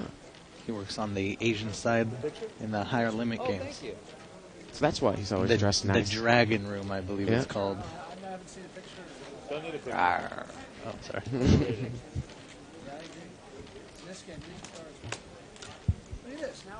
The other side, of course, referring to our California game section where we have Pan 9, Pai Gao think poker, it's Chinese 120. poker. Looks like Looks like seat 9 is Mike. raising. 120. raising to 120 there in seat 9. Can't quite see his cards. This is And Tim is going to help us out with that. Stone Cold Gamble. Oh, gambling belt. He's got pocket fours. And he And said he raised it to 125. Mike's going to make the call with Queen 10 Wow. offsuit. It looks like Irene's in there with ace 9 of diamonds. Wow. very interesting. So we're looking at about a $400 pot here. And the flop is deuce 3-8. Not a bad flop for pocket fours if you want to Right. lead through. He should probably push all in here. I think this is definitely. Look at Irene. She's Wow. going to bet 75. Well, it looks like she's going to put in a stopper there, what we had referred to before, and Mike's going to move all in for probably about 60 more, 60 more. something like that. So And look at this. Irene right. probably does have odds to call even with her Right. overs. Overcard. There was only 55 maybe a more. diamond on the Yeah. turn, possibly. And there's a diamond on the turn. Wow. And Wow. the river's an ace. Wow. And she makes it. She's got the There best she hand. goes. There's the ace. And she takes down a great pot. Girl. And Girl power, Terry. Girl power. I throw 2, 3. I think that's definitely a. Man, I didn't play for God knows how long. Decided to win a pot. Lord only knows I what got they're it. I whispering. got nothing to say. I got nothing to say.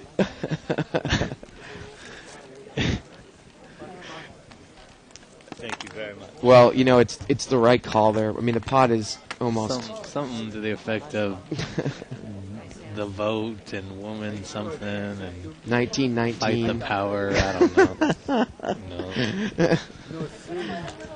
No. The pot. Gonna hear some Public Enemy blasted over the speakers in a little bit.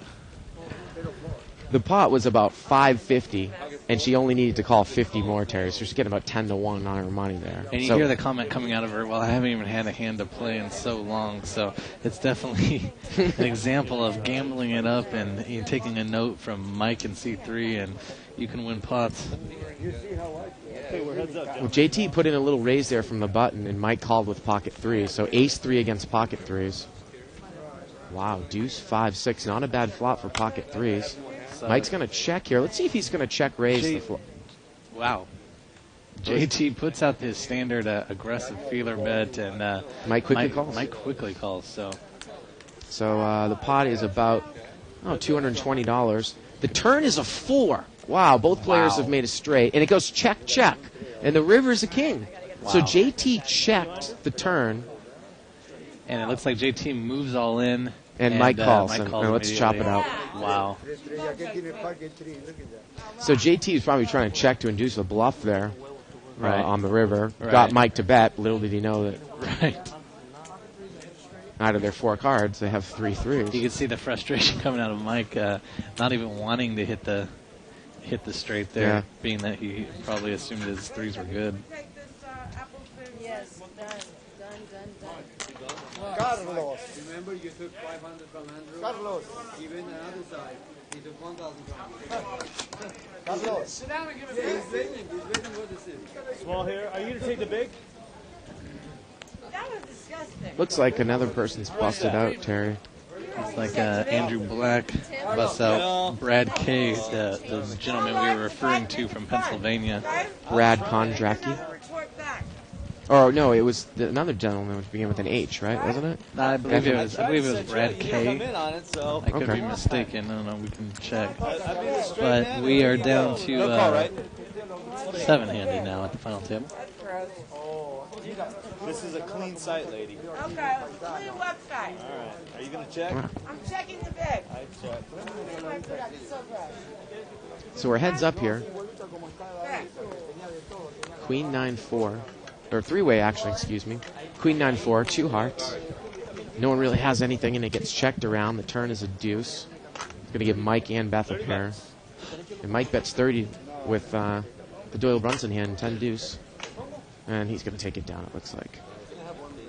Looks like Irene is racking up kind of a, she grinded out a pretty solid profit, deciding to get up from the table. It's kind of a good but rare thing that you see someone actually getting up from the table with just a medium profit. I know that Irene actually plays full-time for a living, so probably got a profit for the day and going home. Big blind's here, mini blind.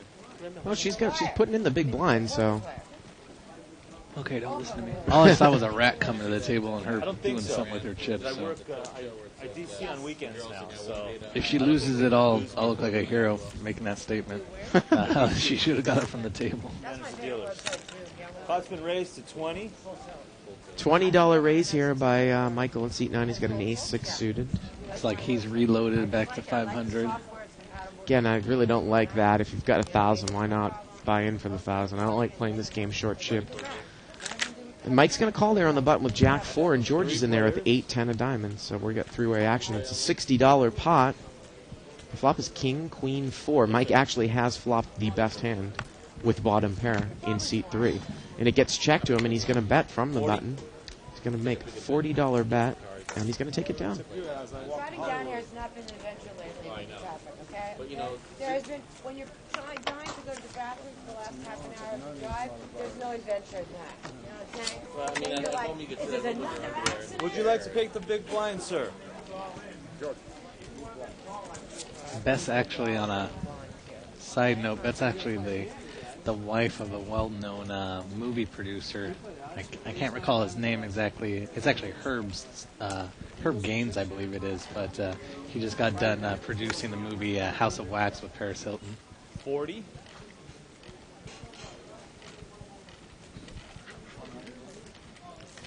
Mike's going to bring it in here in seat 3 for $40. He's got pocket 7s. Seat 6 is going to make a call with this gap-suited connector there. Raid in seat 7. He's got 3-4 hearts, so he's going to make a call. And Michael's in there. Looks with the ace-9 offsuit. So we get about $160 Actually, pot. some real hands this time, somewhat. King, 7-8. Mike's hit a set of 7s. Raid's got a flush draw in seat 7. So finally we get to see Mike play a real hand and see how he plays it out. And 4-6 has a gut shot to the 5. Pot's been raised to 100. So $50 from seat 7 on the flush draw, and Mike's going to make a little mini raise to 100. You got. So let's see what Riyad does in seat 7. I wonder if Raid smells a rat here. This is like the first time it hasn't gone from 50 to 300. All of a sudden Mike decides just to double the bet. The turn is a 3. It's going to give him a pair now, too. A pair with the flush draw, so it's going to get worse for Raid here, I'd imagine. And Mike goes all in as it gets checked to him. So that's a great play because he pumps him off of his flush draw. And he takes down a nice pot. Rabbit Cam shows a king of spades. Mike would have filled up on the river. 7's full of kings. Kind of interesting to say Mike played pretty straightforward poker there when he actually had a big hand. Right. He didn't get too tricky with it. He raised with his set. And he pushed him off of the draw. Now, what you can do, though, too, Terry, if you're good with math, obviously, is, Stu Unger was great at doing this, is you don't necessarily have to go all in there. If you think, there's a great chance that guy was on a flush draw, you just make a bet that you bet him off of his odds, and if he calls and you lose, it's okay because he really shouldn't have called, and you're going to make money on that type of call. So you could bet just enough where he's not making a play, where you almost bet an amount that you actually want him to call with your draw because he's not getting the odds. 8 deuce 8 on the flop, 2 diamonds. I think that's definitely a case to be. And look at this, seat number 8. It's got pocket jacks. And it looks like George in seat 8 didn't put a bet in on the flop. It looks like he limped in with jacks, Yeah. and now he's going to decide to bet it on the turn. Looks like he's going to get. Well, he bets about 40 or 50. It looks like. 50. And He doesn't get called. everyone. Yeah. That's kind of an interesting way of playing that hand. He shows it again. Shows it. We can do that.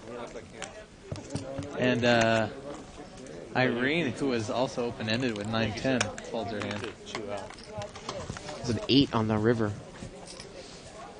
giving him the full house.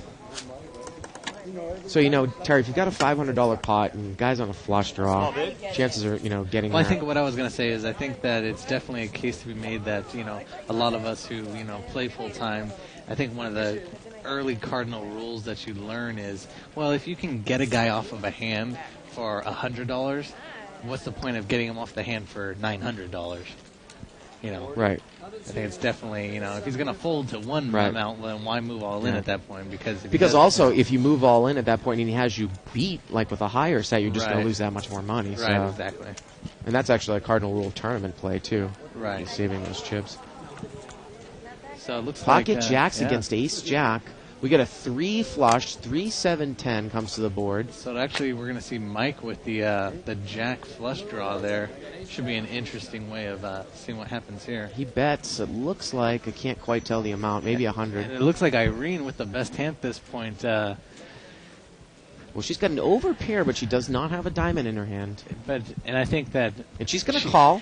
The problem with making that call... and The turn is a queen. Well, that's going to... See, the problem being is that she took so long to make that call, and Mike has early position. It's one of those plays where early position is actually going to work to your benefit because she didn't even want to make the call on the flop. So, Mike's obviously going to use that to his advantage and bet about 250 on the turn there. Now, Mike also has a gut shot, too, now. Right. So you can definitely see... Look at this, Irene lets it go. I don't like that style of play because what are the chances he flopped a flush? If that's the case, knowing how aggressive he's going to be, if you raise with jacks, yeah, and he doesn't re-raise, to that effect. You obviously had the best hand. So well, the other thing too is that he raised with ace jack and she just smooth called. She didn't re-raise. She chose the route to just smooth call pre-flop.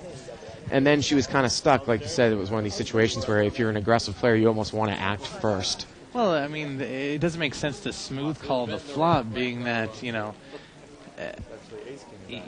really need to raise it there because what are you looking for? You actually think he flopped a flush? And if you're going to smooth call, it's not going to get cheaper on the turn, obviously. Do you think Mike's going to check it to you on the turn? Well, I think she was probably looking for a safe card that was a non-diamond, and then she got scared because another overcard came on the turn. Right.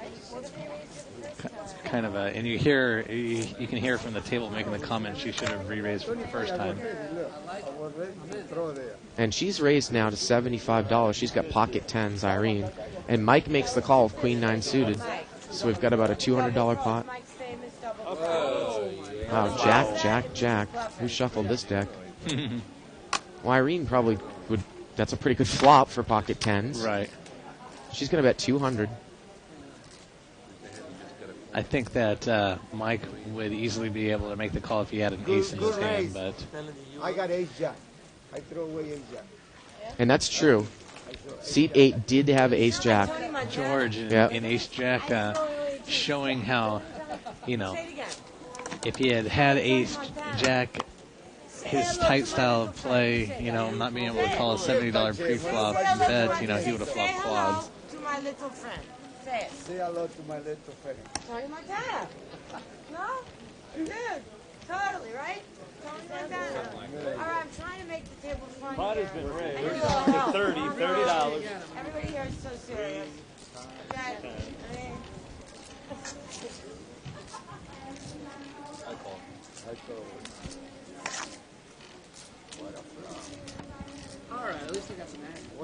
Four players here. We're going to see four-way action. Look at this. Mike's got pocket aces, and he didn't raise it, Terry. Unbelievable.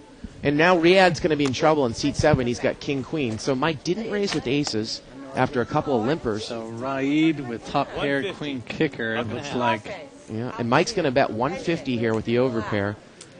And look at this, right? He's going to call. I never like really flat calling in these types of situations. Now, there aren't many draws out there, Terry, but he's not going to get a lot of information. Right. So now the pot's about 360. The turn is a 5 of diamonds, right? Wow. He's picked up a flush draw now. Wow. So So again, the pot's about 350. Getting even better for Raid here. Mike's bet 300. And Raid's going to make the call for 300. So now the pot is 950, and we're going to see a river card. Ace of diamonds. Oh, river card's a 10. But Raid, he still might call a considerable amount of So here. it looks like he's probably going to bet another 300 possibly. Yep, that's what it looks like. And I think And Raid said call. He obviously made the call because Yep. he turned over his head immediately. Yep. Wow. And that's about a $1,600 pot, the biggest pot of the night there for Mike. Wow. Mike got lucky there, Terry. Dangerous, but it actually worked out. Now, the only time that I say you can limp in with aces, you can do it in early position, trying to go for the limp re-raise. But why on earth would you limp in with aces in middle position when you've got two limpers to your right? And unless you think somebody from out back, you get an aggressive player near the button. But we don't have any aggressive players to the left of Mike, in between him and the button. Well, that's going to make that type of raise. Mike's philosophy, who knows? Yeah. Who knows? That was a great shot. We had some good-looking half-naked women dancing around. That'd be a wife in the crowd. And also, Mopar Magic on 2+2 says, how about props to Kenna James for getting 44th? That's what we were doing. And, of course, Kenna is a favorite on our show. He's done commentary a couple of times. Very, very, very funny guy. And then we'll, someone posted another question here that we'll get to after this hand. Four-way action here. It's been limped around. Queen 9-4. Seat 9, Michael. He's got top pair, and he's going to bet 100 from the button. And he's going to take it down. Seat 7's got second pair there. He's thinking about it, Terry. And he shows it, and he mucks it. Remote Control 2 on 2+2, or RMR CNTRL 2. He says, after reading last night's logs from the World Series of Poker about a suck-out and the crowd saying it was just like the internet, do you feel online sites have about the same bad beat / suck-out as brick and mortar games? And Terry, I know that, usually what it said is people think that the internet is rigged because they think that there's a big conspiracy out there where the internet companies want to keep the money kind of distributed around so that the dead money won't leave. Because obviously the sites have no interest in who wins. Right. They just want to keep the drop going. I don't believe in that. I think it's too big right now. I think there would be way too many people that would know about that. And they couldn't keep that secret. I mean, look how many people work for Party Poker. All right, pocket 10s against King 7. More about that after the hand. Ace 8-6. It's a rainbow. Turn is an ace. George checked the flop with pocket 10s. And now Mike's going to bet here with King 7, sensing some weakness by George. I think it's probably an easy call for George, being that, any ace for Mike, he's going to bet it at any time. So he would have bet the flop if he had an ace. And he does make the call. Right. And the fact that the second pairs are an 8 and 6 on board makes it easier to call 10s. And the river is a jack. See what Mike does here. Pot's about 350. I still think that George calls here anyways. He needs to make it 300 if he's going to put in a bet. Any bet around he bet 200. 150 or 200, yeah. I don't think it's going to be enough. And obviously George looks like he's going to make the call. Surprising that the jack didn't scare him, but... You're right, it was 150. That's a light bet on the river. Right. I don't really see the point of putting in a bet like that. And Mike Max. And no, I can't do that. And wait a minute. He didn't mark it, though. Wait a minute. Tim, what are we going to do with that? I'm not opening. That's a live hand, dealer. What the hell are you live hand? I'm not going to make that call. It's a live Got a pair of hand. 10s. Okay. But the players... That's right. That's a live hand. He marked it. No, Mingo has to touch them up. The funniest thing about how that just played out, Terry, is that when George went to flip over his 10s, one of the 10s looked like it hit the muck face down. But... no, it was. I think the argument was. No, I know the argument was that Mike was trying to muck his hand, but I just thought it was funny because when the hand opened up, when Mike opened his hand up finally, George went to turn over his hand, and I think one of the cards came really close to touching the muck. But anyways, that's funny. I think regarding our question about bad beats and suckouts and internet play comparable to, I think everyone just has to get over it and realize that Right. these companies are making too much money to have any like fixed situation. I think what ends up occurring is that we're so used to playing in a standard game where we see a certain amount of hands. The internet has so many hands going through, so you're going to see hands that rarely occur on a daily basis in what you would call a standard casino, unlike the internet. Now, somebody has raised here, and Kobe's just going to flat call on the button with jacks. George, he's raised with ace-king. And Kobe, he flat calls with jacks. We've got eights and king-queen in here. This is Unbelievable. a lot of big cards out. And there's ace-5-3, 2 clubs. So George, the original raiser, he's actually got the top pair. And he's going to bet. What do you think about Kobe not, he didn't try to thin the field out there. He's playing it like he wanted to hit a set. Well, And George is going to bet 75. and it looks like Raid's going to Raid's call gonna with pocket call eights. with his Wow. eights. That is really, really strange. Now, Reed could make a case where he's trying to hit a set of eights, but again, he would need to make about at least $1,000 if an 8 came here on the turn for him to make that call, and he doesn't have that type of money in front One of of him. the eights is out already, so he's definitely Yeah. drawing to the case 8 that we know of. And the turn is a jack, and that would have given Kobe trip jacks, so he Right. folded. Exactly. 400? 200. So And ace-king is going to bet here 200. I don't know what's going through Raid's head here. definitely a case to be made for re-raising with pocket jacks pre-flop, being that he would have been pot committed at that point to move all in, and would have made his set of jacks on the turn. Well, And let's hear the comment come out of Michael in seat 9 about how he would have made it, or Kobe, C2. no, regarding the pocket jacks. I mean, Yeah, oh, it was Kobe It in was C2. oh, okay, Yeah. okay. Well, then I guess that's essentially a standard play for Kobe for how tight he's been playing tonight. Yeah, and I don't know if he could have made it. If he had re-raised, Would you like to take the big blind? George probably would have check-raised him on the flop. But unfortunately, every time I've had it, And he's telling Mike that he had jacks. Pocket jacks on the button after someone raises in early position. I mean, Yeah. I don't know what you're expecting. What kind of hands you're expecting. He limped You in would have early- re-raised? He limped in earlier with ace queen. I mean, Yeah. At the very least, thin out the field. Right, because there were 4 callers in between. Right. Right. Essentially your pocket deuces are equivalent to those jacks at that point if you're just going to search for a set. 4 players. And this time he's flat called from the cutoff with ace-queen. JT is raised with king-jack suited in seat 1. 9-10-3 rainbow on the flop. And Mike is not in the hand in seat 3. One of the first times. Gets checked around here, and now an ace comes on the turn. JT's got a gut shot straight draw, and he's going to bet. He was the original raiser. And Kobe's got the ace-queen. Let's see if he raises or just calls. It looks like he's just going to call. He's gonna I haven't call. seen a raise out of him all night, so So JT's going to have to catch a queen here on the river, and it's not going to happen. It's a 6 of diamonds, and he's going to check. He's gonna check And I it, bet yeah. you Kobe's probably... he was Is he gonna check behind him? Yeah, he's definitely going to check behind him. Is it my imagination, or JT did check there on the river? Yeah. But it looks like he's still... Yeah, and they both have checked. Flip them both. Check. They both have checked. Right. And Aces. Kobe's going to take it down there. We are going to do one more hand before table talk.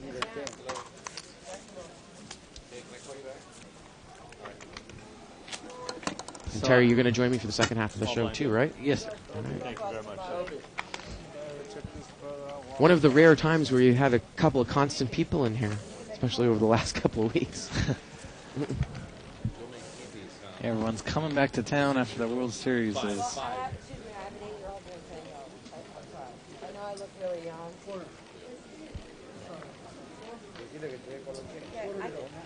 I thought I only had one card. I wouldn't do that to you. Mike has raised to 25.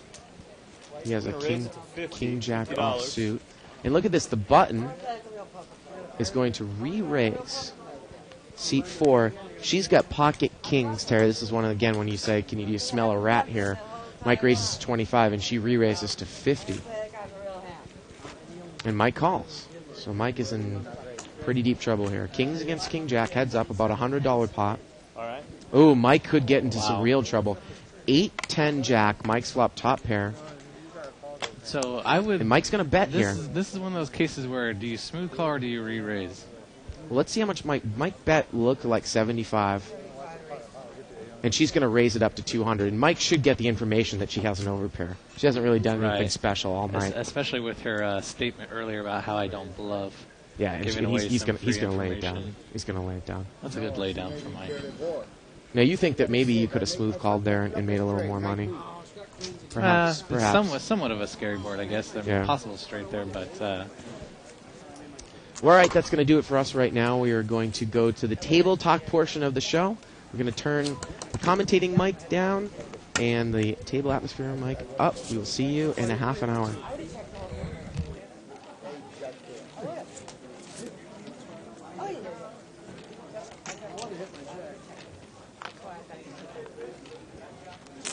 $20.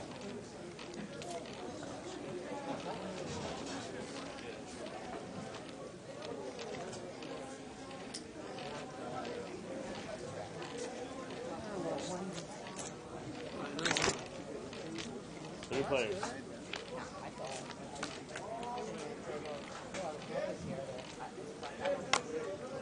Check. Go.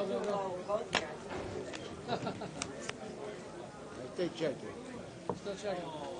I got one pair, guys. I got two. Check. 5 and 10. I said this dude's become one. If I ever chip this dude, I never come back to have a gamble. Not bad.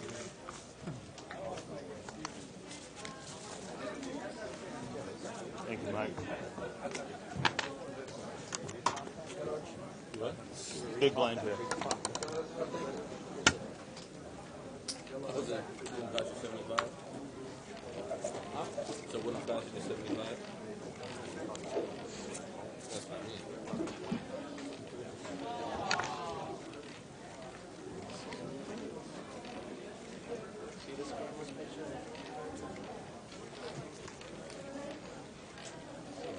$45. That was best when I saw it.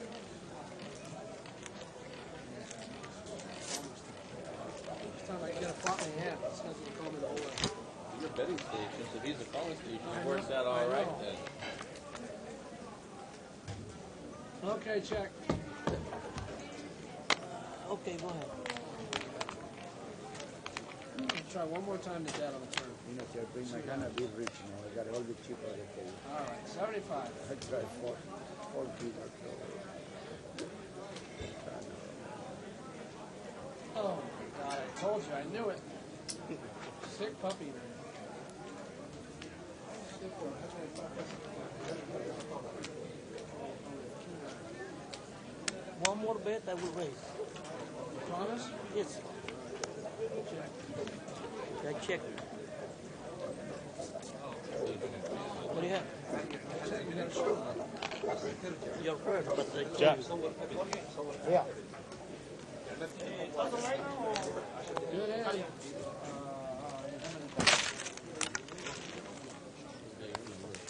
Thank you very much, sir.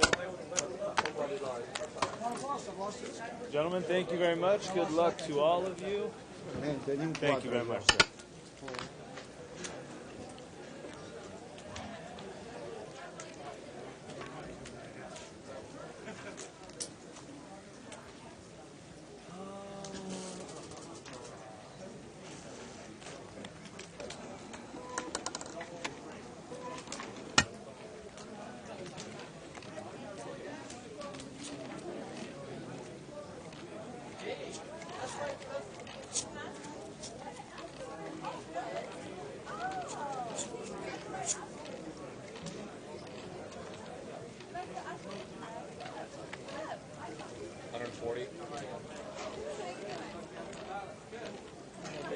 You gotta be able to just lump in. What's his name? Raise.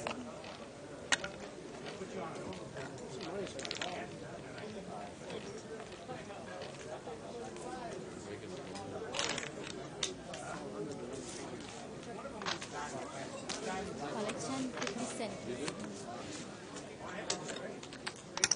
Thank you.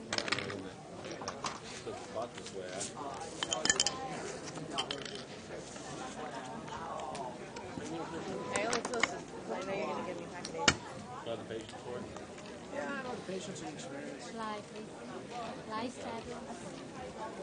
Big line.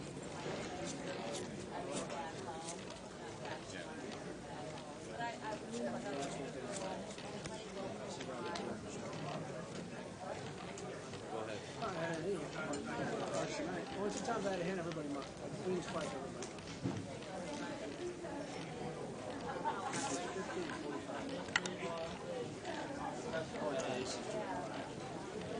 I could have cracked you easily. I had king 10 suited when you have queens. I don't like queens. Nobody called. I had two. I had one overcard and flush draw. Nobody called. Never showed. I didn't.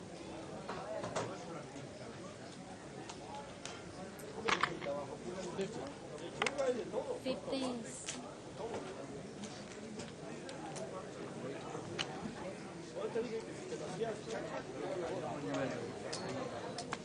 Do what? No.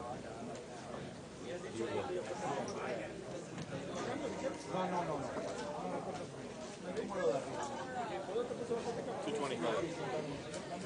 Rest 225. This is what I get, right? This is if I tip these mother flowers, I walk home. Every time I got fucking pair, nobody got every time I ace, I get lose, and fucking twice I got rid of them. Thank you. Ace queen. You don't have ace queen bullshit. You got pocket 5, pocket 6. Don't put me there, okay? I don't play like her, okay? I don't call ace 9 suited. I know you got a set. So you know, ace queen my ass, okay? Why are you so upset? Because I know you have a nice hand. If you lose money like I did today, you'll be upset too. How did I get involved? Don't worry, girl. There's no more friends at the table. There's no more friendship at the table. Call me $120 and ace 9 suited. Same shit. Never make friends. Tim, I can't play in this hostile environment. You're not going to have to. I just got to beat this guy one pot and I'll be able to win because I'm one time and I'll be happy with it. To who? You? What? The only guy I've lost to, man. Oh, it's me? Oh, no, win every time. Oh, this is it. Flop me a big flop. Two planes. And you get a piece of it. Little piece. What did I say? I just said she called $120. You got the right to do it. Service. You got some of that? How was that? Yeah, how was it? Fine. It's okay, do it. Is it good? Yeah.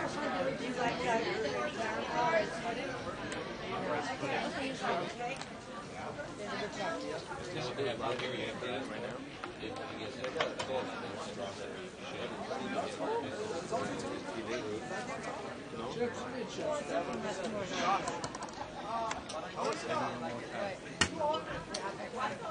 Sugar free though.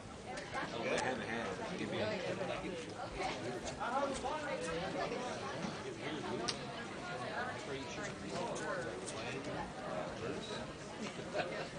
Aha. That was good. Aha. That was good. This guy double orders sugar free. I like that. That was good. That was good. Everybody's a comedian at this table. It's good that you didn't say they have a personality. Because if you said that, it would. 35.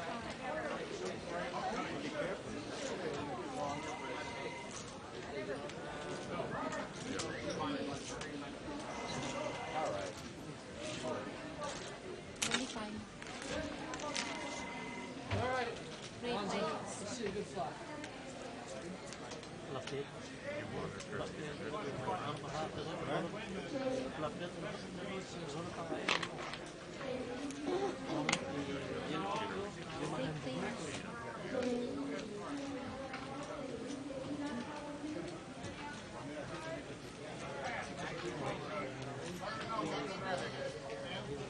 Rest on.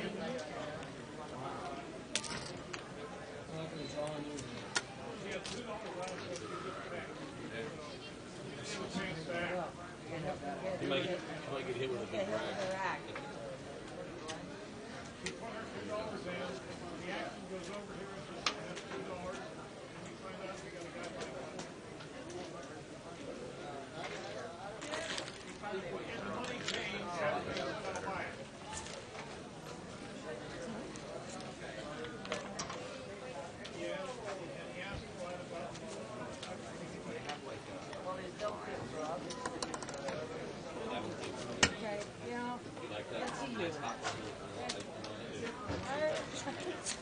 Small pie, please.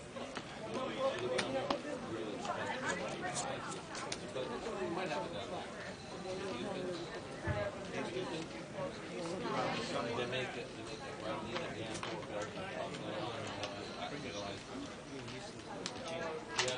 It's not hot.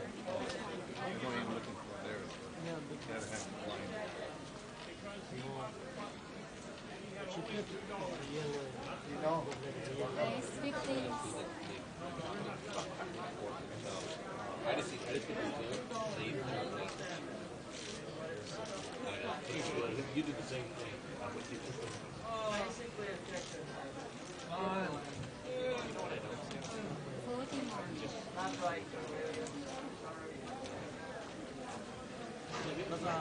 Forty more, yes. I don't get flexible. How am I ever supposed to beat if you don't call? I'm sick. You're sick.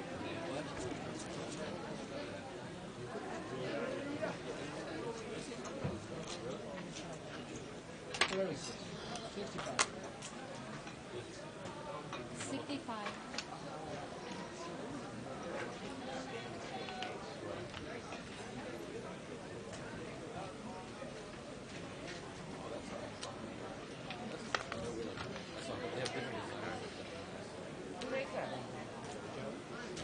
They're really nice. I see a bunch of guys.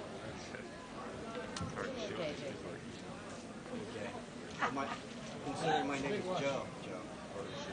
Oh, it's your company. But I am Jeff. Is it your company? Yes. Very cool. I just got this. How's it going? All right. That's okay, yeah. They don't have it in America yet. I know. It's the Roadster. It's so funny. It's something I'm I a would say. big watch freak. I have Something I like would 30 say to my watches. friends. It's a nice watch. It's okay. Ridiculous.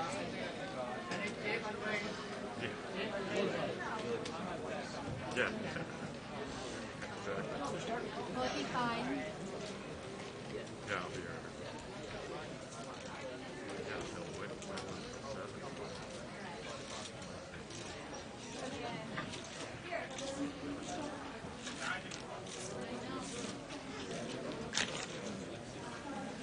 Well, I might just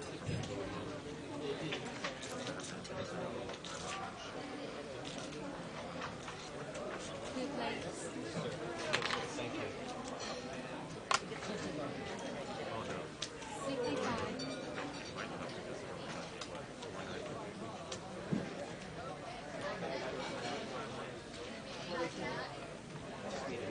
Wrong thing.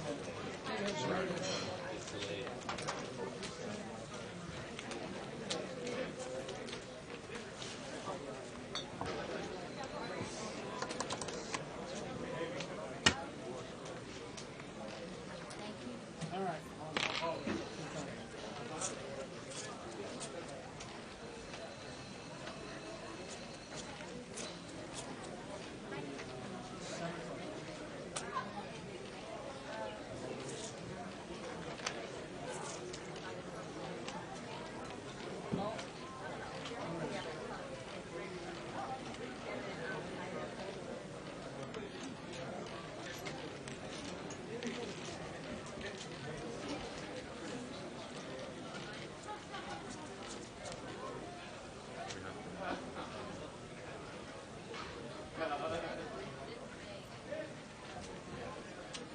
Go ahead.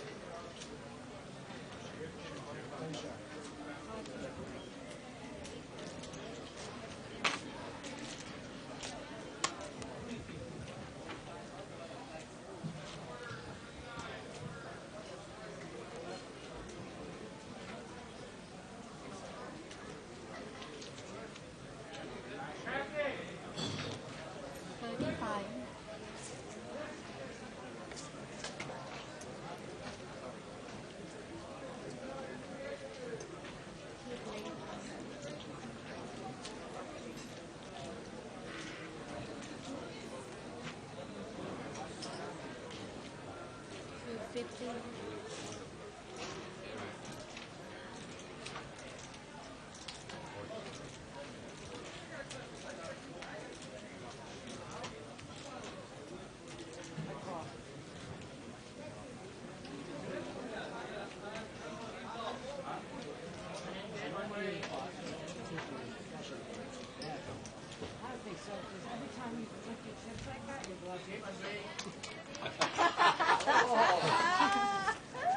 you tell him that though? You got 2 hours left. Why would you tell him? I play with them all the time. I would have said Slide, that. please. Wow. I'm here. The only reason why I sat down here is because you were to the left of me. I sat down here when you were there. Only reason why I sat down is because you were right here, I stayed. I sat down. If You always want to be next to the two guys with the most chips on the plate. Always. I'm just trying to give you some free advice. You don't need to. I've been playing poker money longer than you. I guarantee it. I think you I have was to. playing poker when I used to play see cocaine at Pier 54 and I used to set Go, go please. to house games and play wild cards, 5 card drop. I believe that you've been playing poker longer than me. But I'm still giving you good advice. I don't think so.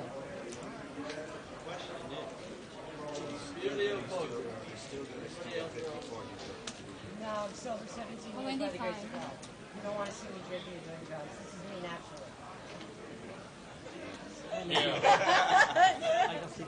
Can you imagine I'm what glad it's someone like? else said it. I get around and drink. Be nice, Bobby. Be nice, Bobby Boston. Jackie's being mean again. Thank you. West Palm Beach, Florida. Yeah. Look at that. My team was the best. Yeah. You know? All right.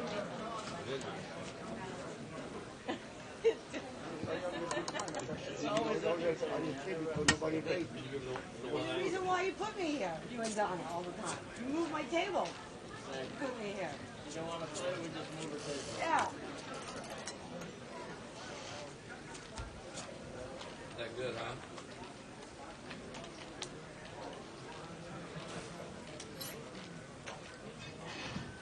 Chris, 40.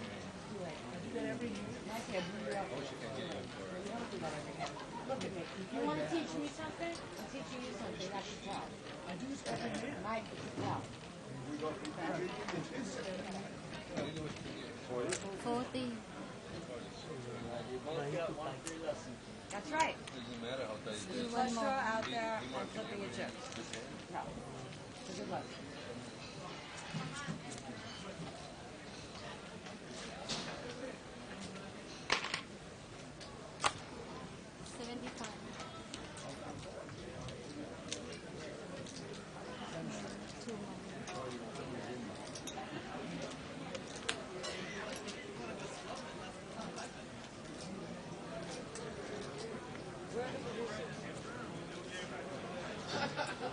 It's Jerry.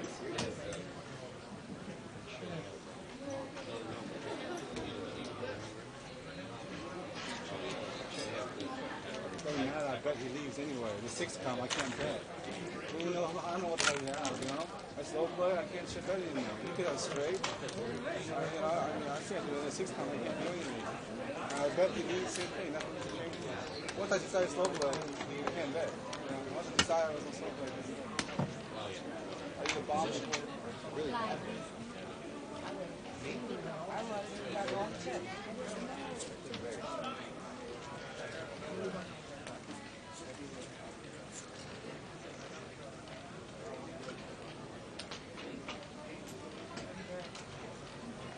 Chris, 40.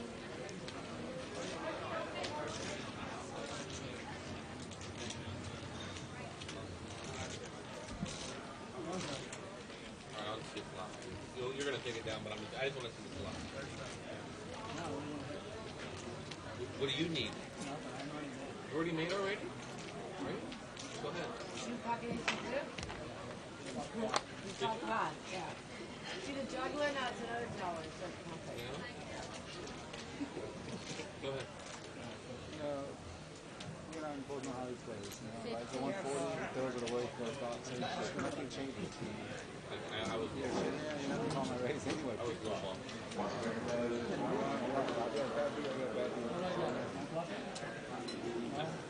No, you weren't bluffing because you checked it and it flop. You only bet you spot. Yeah. Don't get tilted. Don't get tilted. Not going to blush. Cost me $5.75. That's That's right. it. It's all counts. Exactly. And you have probably the most. Nice dados. That's exactly why you got stuck in that, because of his style. That's it. It would have been easy to lay down against most people. 300 on betting a flop. I knew he wasn't bluffing on here. I felt 300, 300.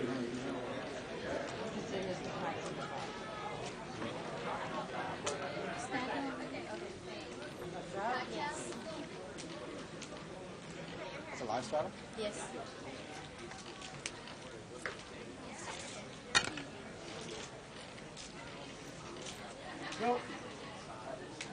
He makes good bluffers. He bluffs better than he's an excellent player. He bluffs better than 90% of players on there. 5 plates.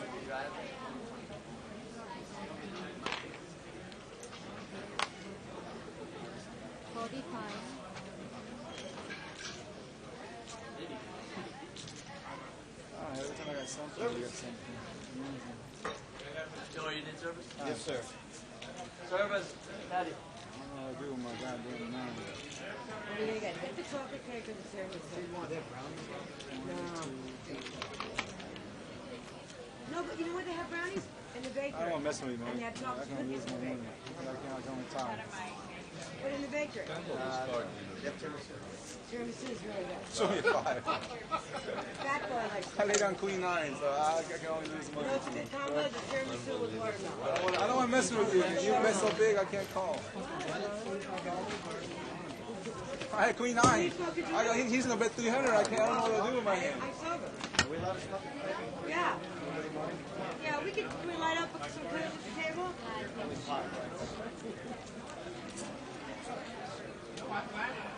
Life straddle in the hand. That's sick. I can't get anybody. I was going to push no matter what. Can't you have a 9 there? How do I do that? I got a queen kicker, man. I got a queen kicker. What am I going to do? I can't bet match you. I can only lose money to you. You catch a queen, you might have a 5.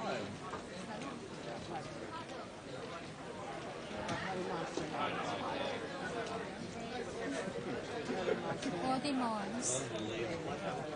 40 more, huh? Okay, let me What's up, man? Tiramisu! Good. Oh, the chocolate cake. What do you got? I love it. No matter what comes, I might get it. Okay, good. Check. My wife is paying for this. Yeah. You can pay for that. We get free food at the table when we play live at the bike. We do? Yeah. I'll pay this. That's Okay. You're doing great. I'm not. I'll let you. No, I've been lying the whole time. I'm kidding you. Okay? Somebody want to check? Not lying, bluffing. Thank you. I know. I mean, I got both times.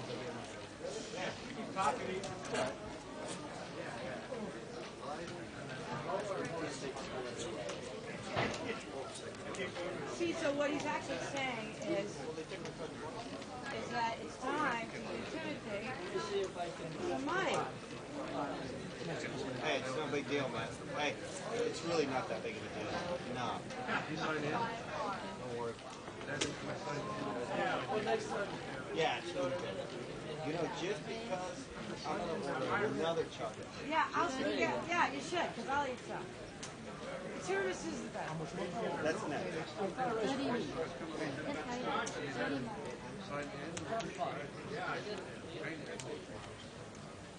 10, 5. Cost me 35. Cost me 35. I waited 40. $5, $10, $10, $10. He's got me. He knows he's got me, baby.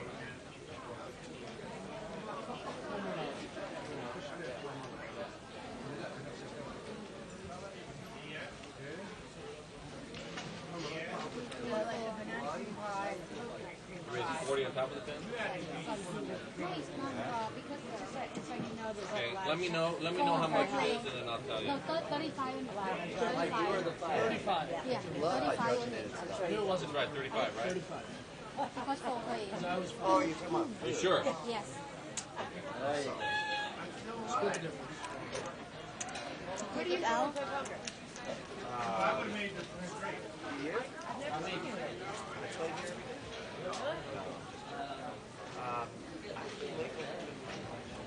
think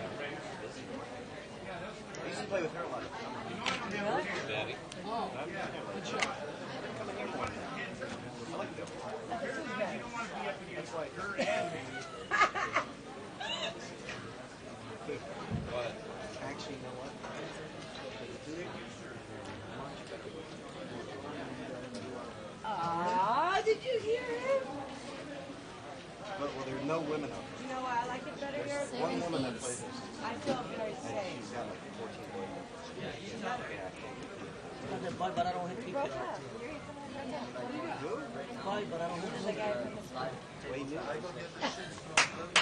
It's No, it's Bobby Come on. Newton. Bobby Come Newton. on. I love him. He's just like us. Yes or no? Does he look like Wayne Newton? I think he looks like Wayne Are you Newton. kidding me? The guy's hair is taller than me. This guy's hair, swear to God, taller than me. No, he was a nice guy. Well, My husband's they're bald. great, but I'm not going to feather him. Yes. So tell him he's He's got an offer, okay? He's adorable. I just said 20 minutes ago, the kind of guy you should go out with. It's, I don't go to that Demi Moore, I think this is thing. I'm like that. Okay? I'm like double your age, okay? I don't think so. Oh, I know, sir. No way. Oh, yes. I bet I got at least 2 years on it. No. I'm 47.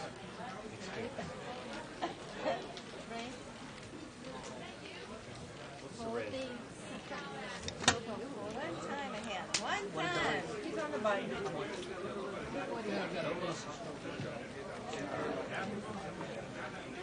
40 total? 44. Total.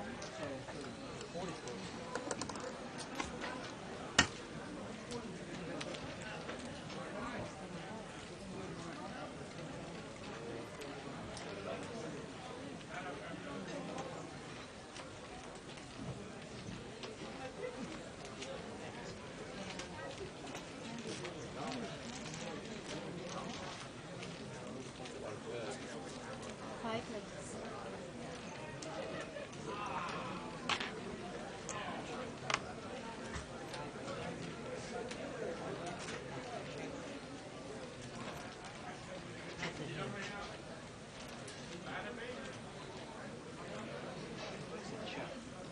He said check the hand. That's what he said. That's a ruling, boss. He said check the hand. Shake my hand. He said check the hand. I don't know, but I'm saying, what is the rule? What's your rule? He said check the hand. I said check. I said check my hand. He said check the hand. That's exactly what he said. No, he said check the hand. I don't know. I'm saying it's your ruling. So we don't cause any auctions. It's up to you, man.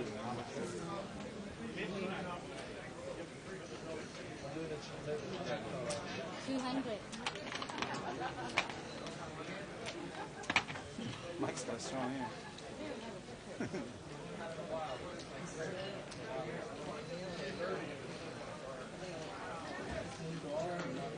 How much you got left? 1,500.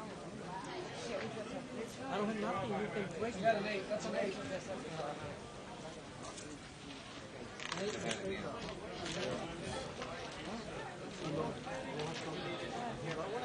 I know what you meant, but I just want the official ruling.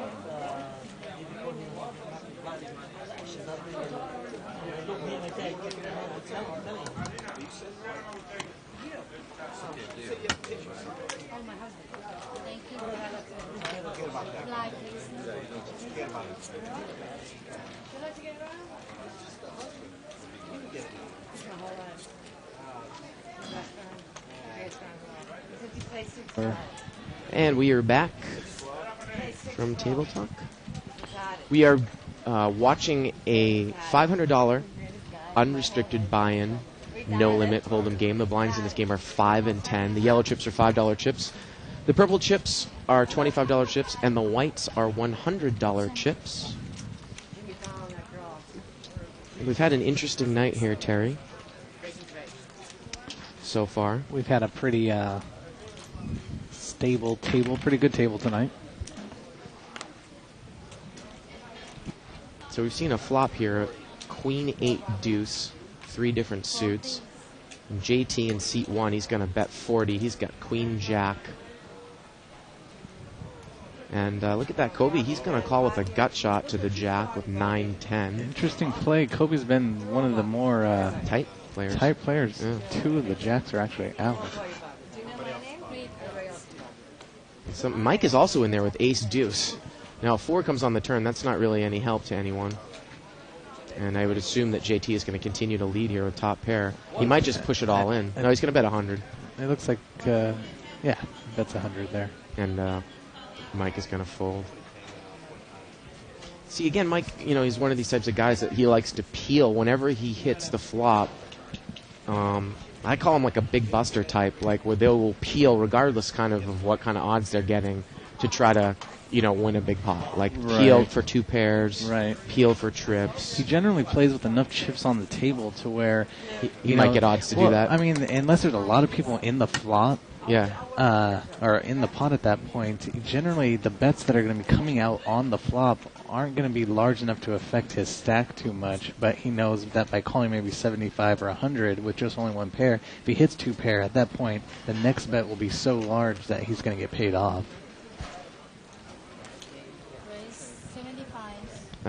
Steve there in seat 9, he's going to make it 75 to go. He's got pocket 10s. We have an updated chip count that we'll go through after this hand. And he's going to take it down. That was Michael. I think Steve was... Did I misspeak? Michael in seat 9? Is it Michael in seat 9? It is Michael in seat 9. Okay. So, quick chip count here. Seat 1's got about $300. Seat 2 has got about $800. Seat 3's got about $1,400. Seat 4's got about $1,300. Seat 5's got about $1,400. 6 has got $1,500. 7's got about $550. 8 has $600, and 9 has $600. So, Terry, we're dealing with stacks. A few players got stacks right around the 1,500 mark. Some people are playing a little bit short. Maybe our floor man, Tim, can help us out. Earlier, I was calling seat 3, who is the gentleman now in seat 9. I was referring to him as Steve, and Mike replaced him in seat 3. So I just don't want to. I don't want to be calling seat 9 the wrong name, but I thought it was Steve. Yeah, it looks like his. Okay. Yeah, he was replaced by Mike in seat 3. So we got 2 players here in this pot. The flop is 5-6-6. It looks like JT's in there with pocket 7s, and George is in there with queen 9. And it looks like... So that's a pretty good flop for pocket 7s. And he's going to bet out here, JT, with the overpair. Looks like he's betting about 100. And George didn't connect with that flop. He's going to fold. And he mucks.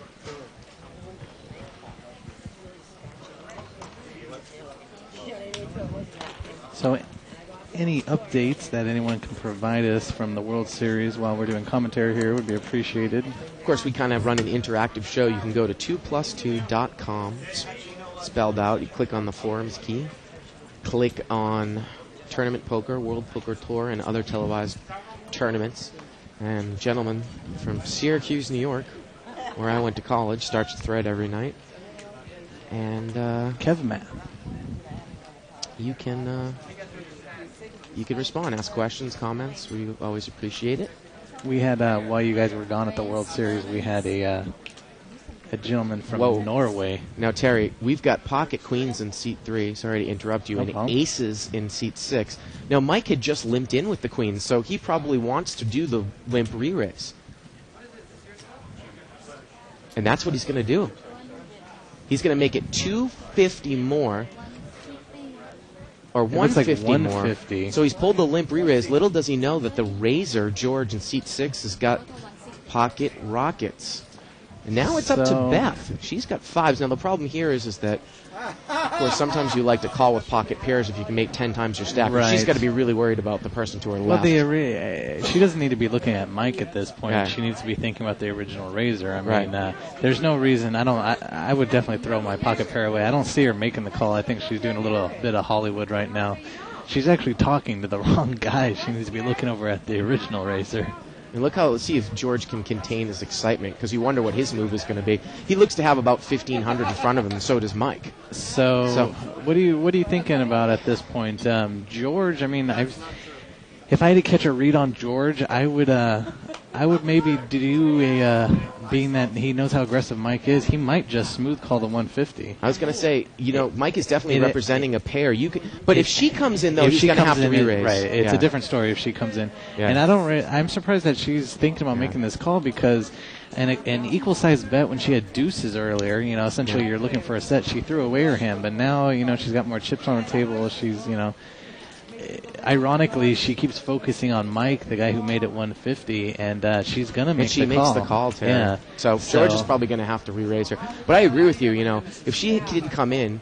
It looks like George is moving all in. Wow, he's going to move all in. Wow. Now, Mike isn't stupid. Wow. He's not going to call 1,500 pre-flop with queens. Right. I don't think he's going to. This is a cash game, remember. This is not a tournament. He has moved all in. He's the original raiser. Mike calls, I'm going to walk. There's just no way I can think that Mike can put 1,500 in the pot here with queens pre-flop. Well, this is definitely... I think these queens go in the muck. We'll see. Holy smokes, he is going to call. He Wow. makes the call. Oh, look at that. We're going to look at a $3,000 pot here, folks. Pre-flop. Pre-flop. This is something that you do not normally see, Terry, in this game. So we're going to see aces against queens. Right, and we're looking at about 3,400 in the pot thus far. Yep. Wow. Queens against aces. So, I can't believe Mike made that call. I just can't believe it. And both of the queens are dead. I can see that both of the queens are dead. Game over. 6-6-6. That's going to do it. Both of the queens are dead. He's drawing totally dead. Wow. And Beth would have hit. Well, I don't know why she's yelling. Yeah. I don't know why Beth is yelling because. So what? It's sixes full of aces and queens, and then she realizes that it wouldn't have mattered. It wouldn't have played. So essentially, at that point, being that the fact that queens were already dead, aces was free rolling. Yeah. Even if a 6 comes, he still loses to ace high. Right. Now, what I was going to say there, Terry, is it is interesting. If she didn't come, she didn't call in between. I think you're right. I think you smooth call in that spot, and then you commit to the fact that because you have aces, you're not vulnerable to overcards, that you're going to shove them all in on the flop. And that's what would have happened. With a board of 6-6-6, Mike would have called probably an all-in on the flop anyways. Very, very surprising to see him do it pre-flop. Well, the thing, and looks like he might have picked up. Yeah. Ironically, if he had not... Well, I guess it didn't matter at that point. Once George moves all in, what I was going to say is if he had seen the flop and was able to put out, say, a $100 bet with 3 6s on board, and aces had re-raised, he would have had his info at that point. You know, but yep. Well, it looks like Mike is still in the game. It is a misdeal, but okay. Looks like George is the smartest one. Hell, if Mike called, if he called pre-flop, then I guess he made the right move against the right player. But normally in that case, I think you're right. I think at that point you smooth call and then you attack him on the flop. Right. Kind of a little bit of amusement there for a second when Beth flew through the roof because she had made a set of 5s even though it was inconsequential. Yep. And again, that's the reason why you need to adjust your odds. She might have had odds to call there heads up with 5s to try to hit a set, but not when there's a guy to your left, because you always have that possibility you're going to be re-raised again. Right. So. And even so, I mean, if you don't hit your set, you're donating 150 pre-flop, and you know he's got position to make the first move. We're going to see a live straddle here. And Mike is live straddling. I don't know how much he's playing behind. Maybe we can get information. He doesn't have chips on the table, but he is in the straddle position in C3. His general buy is he's probably got about 1,000 behind. Look at this. Kobe's got ace-king suited. He's in the blind in a straddled limped pot, and he doesn't raise. That's very surprising, Terry, with a lot of dead money out there in C2. That's been the standard play out of Kobe. Yeah. I mean, he is out of position. All the 8s are dead in this hand. 6-6 queen. George has got a queen 10 there, and the other George in seat 8 has queen 8. So a couple players have flop top pair. So queen 10 free rolling against the queen 8, being that all the 8s are dead at that point. And he's going to bet here. And George has played a pretty tight brand of poker all night. He's betting about the size of the pot. It's 100, so it's about a $200 pot, 100 for queen 8 to call. Look at his mucks. Steve with a flush draw. Okay, and he's going to muck. He's going to throw away his cards. Yeah. And Kobe quickly mucks, and George takes it down. And again, Kobe playing the safe route. He doesn't get really involved. He doesn't hit his ace or king, and he's done. But, ace-king suited, that might be a good enough hand where, if no one's shown any weakness, you got 3 limpers times a straddle bet. You could pick the money up right there, right, Terry? Well, Kobe's approach to this game so far has been a check, call, limp kind of style of play. He had one hand earlier where he got away with it with his, I believe it was like an ace-queen type of hand. Yeah, I think he's scared off by the fact that all these guys are coming in for big raises with any two cards, and he's essentially trying to go into trap mode and, pick and choose, big hands to, catch someone with a marginal hand at that point.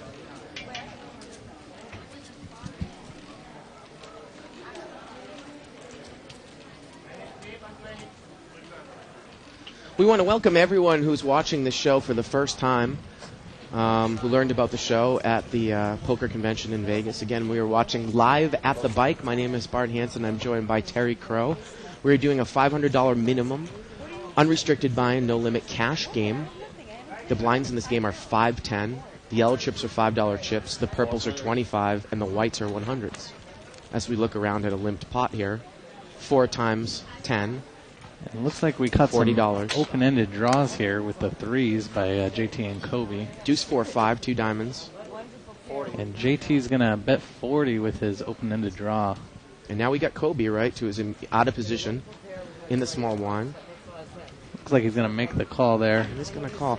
Terry, I don't really like to chase a lot of straight draws with a two-suited board out there because, if your straight card comes at the diamond, you just don't know where you are. Right.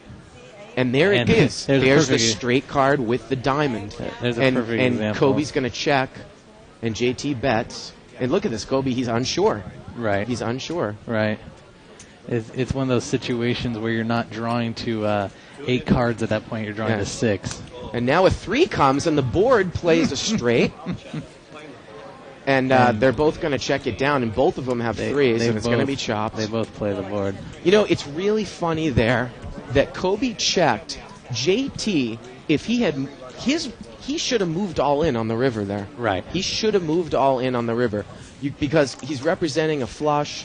He could have gotten Kobe possibly to lay off the hand. It's a lot of times something like that comes on the board where people just kind of give up and they're like, oh, we're just going to chop it down. Right. But a great move for JT would have been to bet the river there. And he only had about, a little less than 200 behind. Essentially, that's what the pot was at that point. It was, a little over $100, so effectively he could have picked up that pot fairly easily, I'm sure. Yep.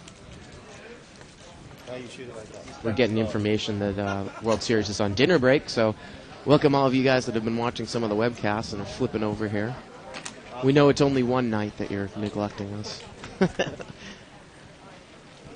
Looks like Andrew Black, the pro player out of Ireland, is a pretty big chip leader. He's got 18 million chips. Ace-King here for Beth in seat 4. It looked like she didn't raise out of the blind. JT's going to throw out a stone-cold bluff here when it gets checked to him. 6 deuce diamonds. Looks like Beth did limp in with Ace-King. Looks like she's in the big blind there.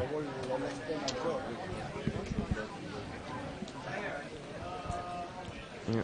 Well, she's got a gut shot and overcard, so she's going to let it go.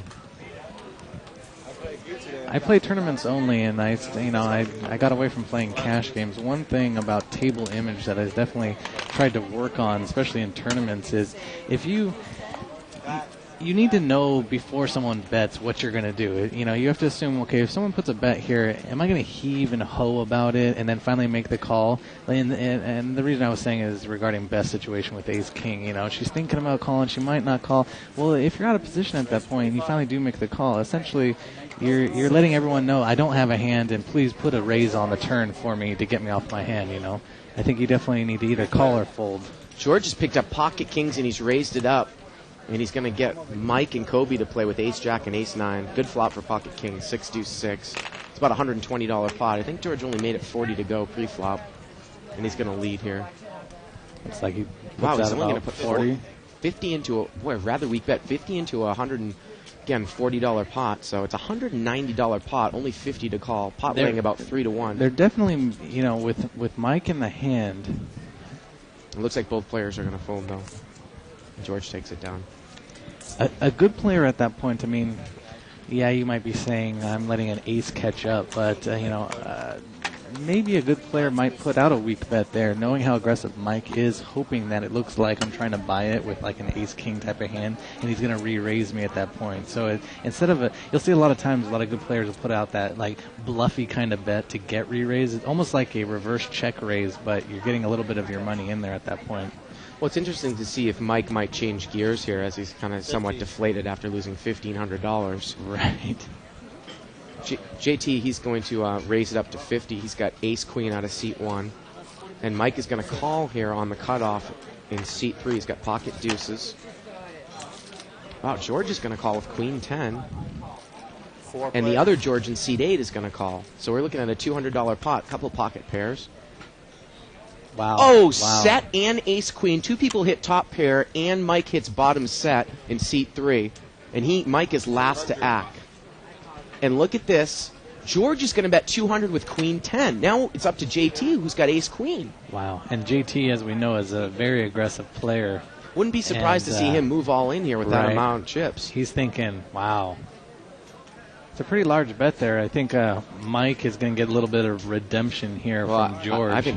And look at this. He's going to move in all in. And look, George. Mike is going to move all in, I'm sure. Mike moves all in. So now George is going to have to call what Mike has got in there. Now let's let the dealer play out what this is. I definitely see George throwing his hand at this point. Well, let's see how much more it is for Mike. Now Brian's going to bring the money in to match JT. Mike moves in for what appears to be about 600 more on top of with his set of deuces. And I believe with the cards that we see here, JT would have to catch a running club flush here to win this hand against Mike with the ace of clubs. He's got ace queen. One of the queens is dead. Right. Or he could catch running aces. You're going to need to essentially catch runner with either aces, or the board's going to have to pair on the turn with the 7, and then catch the case queen on the river there. I don't see George being able to make this call actually. So, I believe it was another 700 for George to call. Right. So I can't see how he can possibly make this call. A big hand for Mike possibly. What are we looking at in the pot thus far? Well, it's probably going to be... Well, it's 200, so you're looking at 600. 600 from that street plus the all-in. A couple of bucks. There's $40 pre-flop. It's probably going to be around 1,200. And there's the set of twos. He shows the set of twos. The turn is a 5 of spades, and the river is a 3 of spades. And that's not going to be any help. And Mike's going to take down a big pot. The set holds up. So a little bit of redemption there from Mike after losing 1,500 pre-flop with pocket queens. I got you. He started yelling at me, saying, "See, you let me throw my flush." And he got a queen. He's a queen in there. I never said that.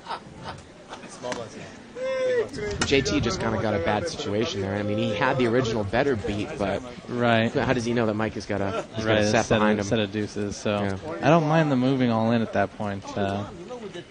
He definitely would have gotten paid off by George in 6 if it wasn't for the set of deuces. Yep. A nice hand to start off with. Mike is limped in here with what looks like king 7 offsuit, and it's going to get checked around, or limped around. 4-way action, $40 pot. Got a king queen 5. 2 players hold the same hand. Ray in seat 7 and Mike in seat 3. They both have top pair. Seat 7 looks like he's going to lead out with the king. That's 50. Throws out a messy $50 string-ash bet. Raid and string-esque bet. Mike there with their king 7s. Raid's got the backdoor flush draw. 10 comes on the turn, and now the pot's about 140. Raid's going to check, and Mike checks right behind. Now the river's a 6.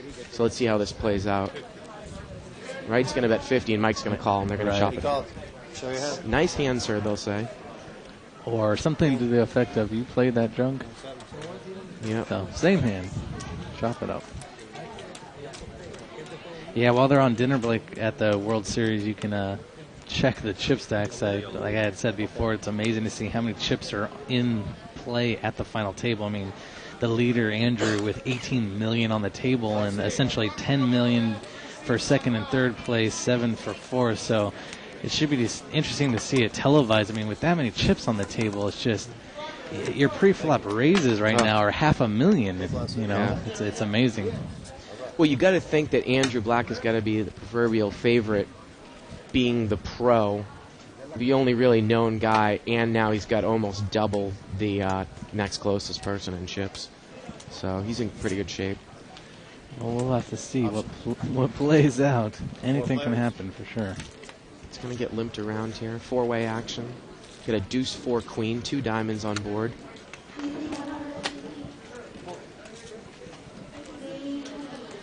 Looks like seat number 8 has got a queen, and he checked top pair. George, he's played really tight today. See if he's going to bet it now on the turn as a 10 of hearts comes.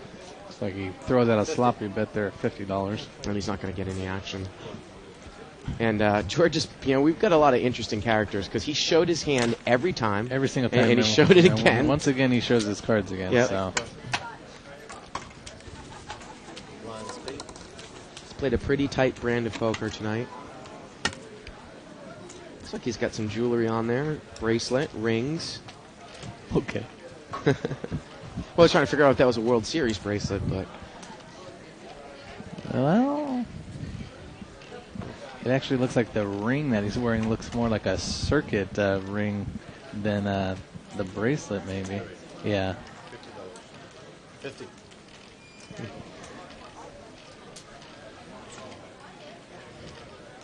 The button, seat 7, he's going to bring it in for $50 with ace-queen offsuit. Look at this Kobe. He's loosening up a bit. He's going to make a call with king-6 suited. And Mike's in there, of course, with 7-9 offsuit. About $150 in the pot. And there's the ace. It's a 3 flush. Ace, 3, 5, all hearts.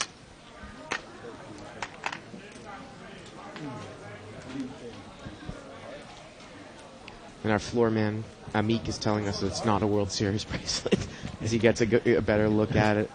It says Joker. It's a gold bracelet, but it says Joker. And Raid's going to make the bet with his ace-queen there. And he's going to take it down. And something that I preach a lot of times, too, is to... when you have a 3 flush board with an ace on the flop, if you throw in a bet into that board, no matter what you have, it's very, very difficult for anyone to call unless they have either the second or third nut, a flush draw, or an ace. So it's really it's a scary board. Option. Done.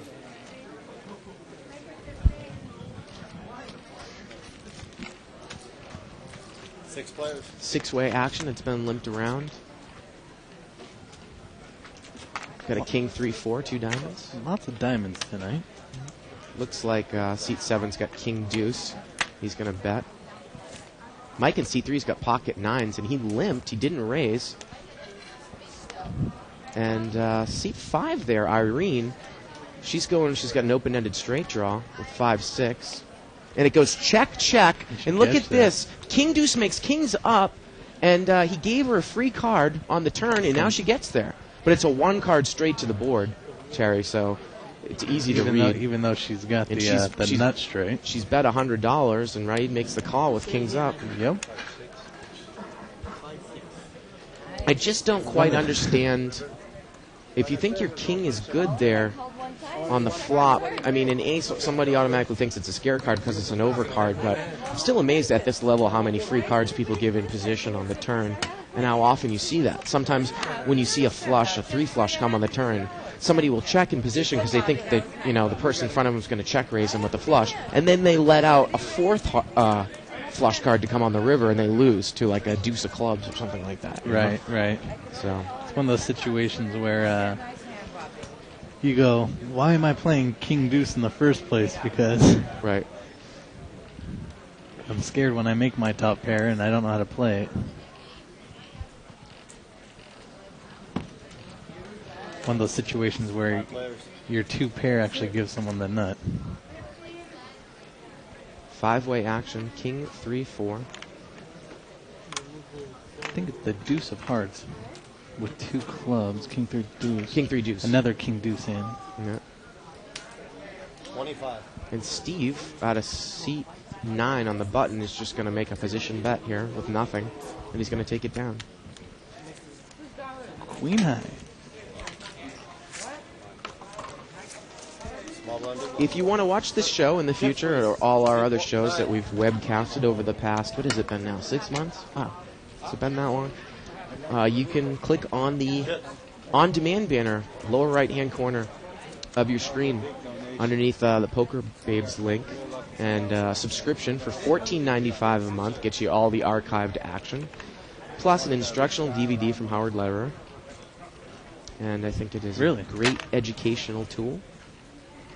Especially you players out there that are relatively new to poker. Our Saturday night game, which is a $200 restricted bind game, which is the game that most beginners would play, is a very, very instructional and informative.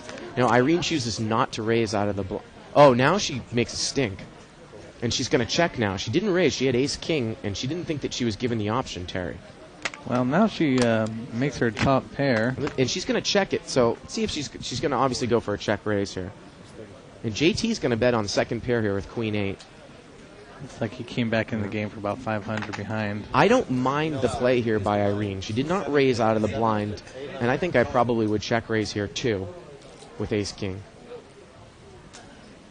And that's what she's going to do. Because, Terry, if you lead out first, you have people that can just call you with draws. Now you can make it big. Now you can make it big. Right. And the fact that she made a stink regarding her hand and not having an opportunity to raise is going to, represent something pretty large. Right.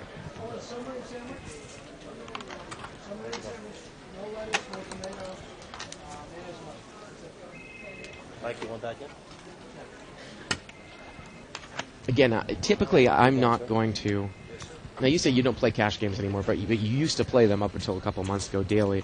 Typically, I don't raise out of the big blind with high unsuited cards, even an ace king. Especially if it's a multi-way pot, unless I feel that everyone is weak, right, and just trying to pick up the limps. Like if you were in the straddle spot, I think it would be worth it to do it. Right, or chip stack will dictate how you're going to play it. If you only have a couple hundred behind, you might just move all in if the pot's like really large at that point. Definitely. Four-way action here. It's been limped around. Ace 8 deuce is 2 diamonds. Steve there in seat 9 did not raise with pocket 10s. 45. And Mike is going to make a position bet. He's got absolutely nothing. 90.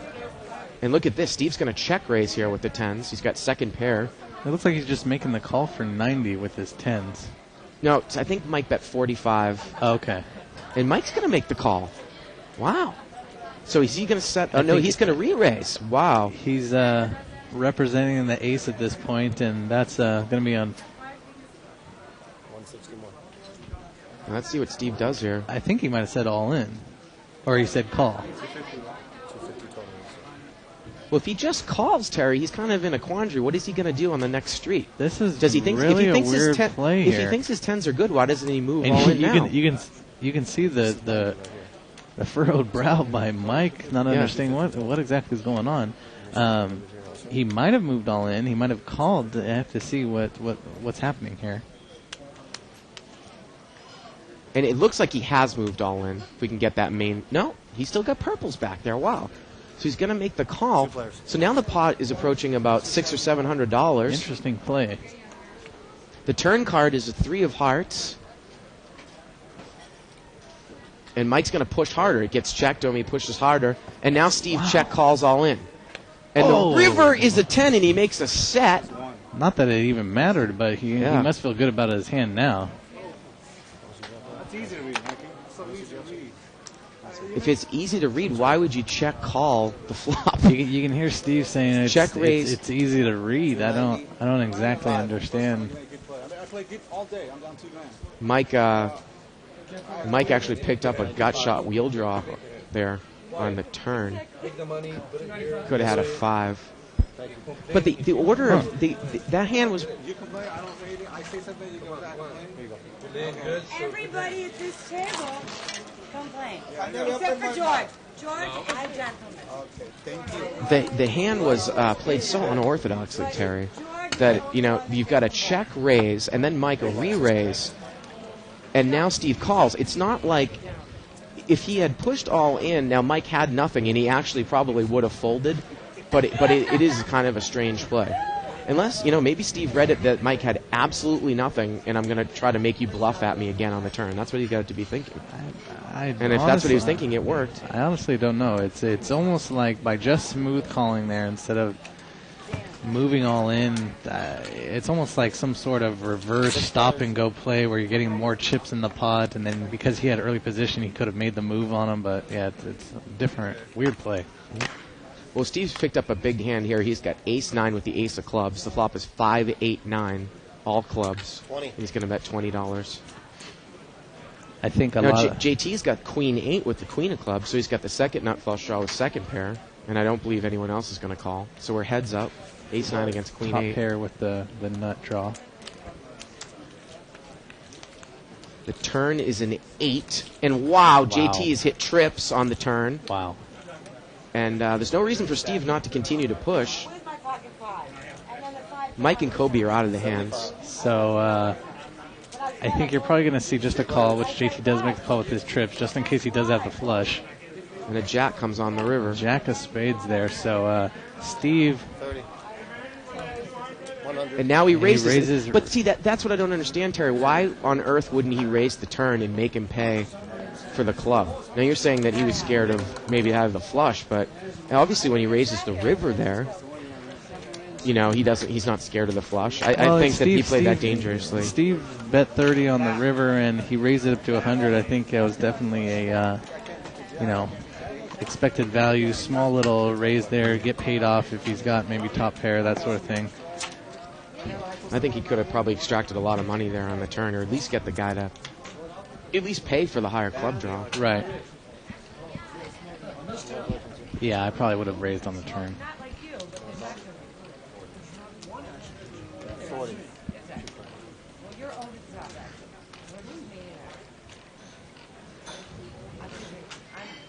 Tight but aggressive. He is. He's going to be my worst beat ever. What? He put the worst beat on the one side. Really?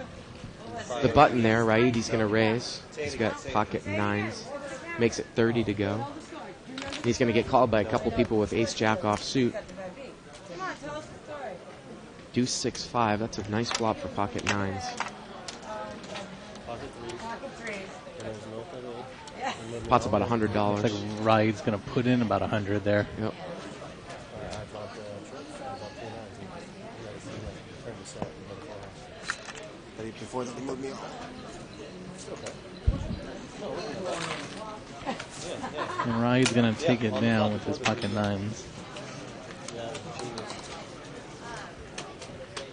I love it. And we even have a dealer that's sarcastic, too. You did. You turned it. We have a sarcastic dealer.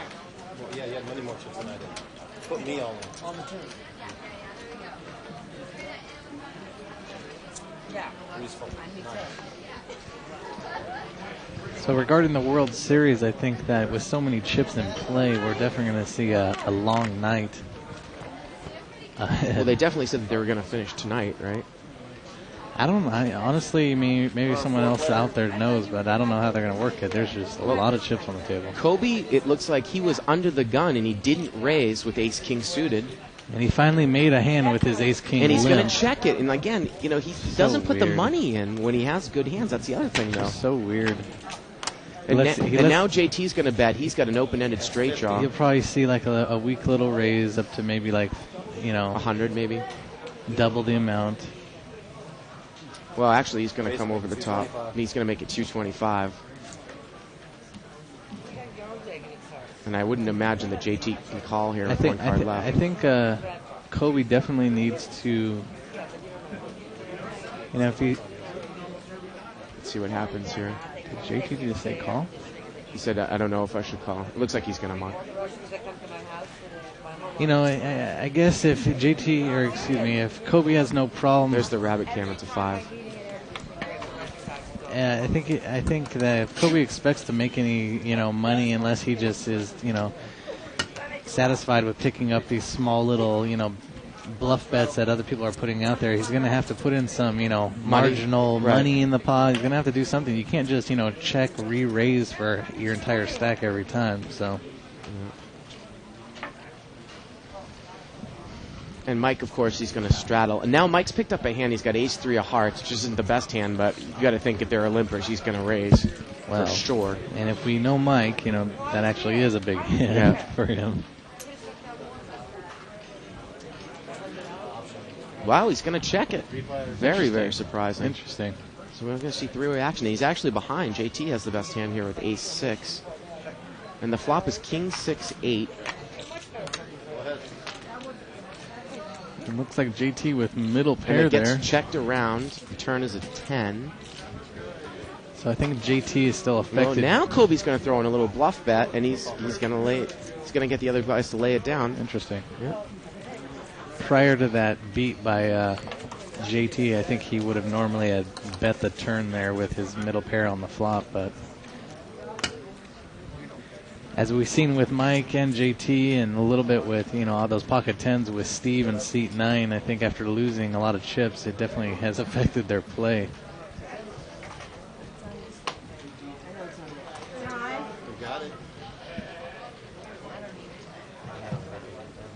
Got a king-queen in there for Jordan, seat 8.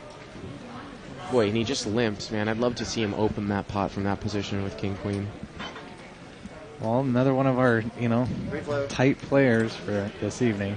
If he picks up this pot, we'll at least get to see him turn over his cards. Well, and he's flopped the top pair, so I'm sure that's going to happen, Terry. So it gets King check to 7, him. 10. He puts in his hand here.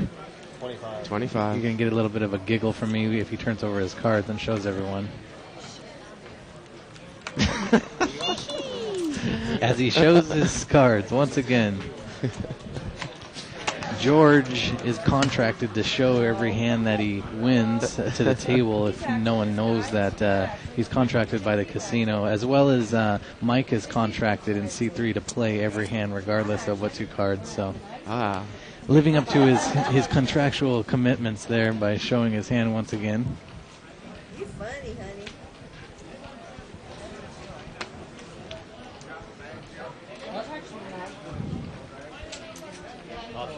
I'm getting turned on. Mike and George. And we're going to see a flop here. It's been limped around. 10-4-4. I love you, George. No one really has anything. It looks like Kobe's ahead with king high and seat 2 on the button. You did? I love him. He's going to get checked around normally on the turn here. Okay, well. Now he's got top pair. And it gets checked to Kobe again, and now he's going to bet. Ace 4 is good. He takes it down.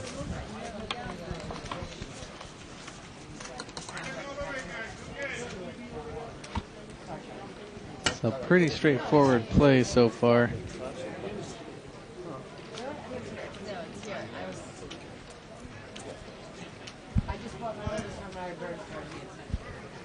Well, that's quite a deal.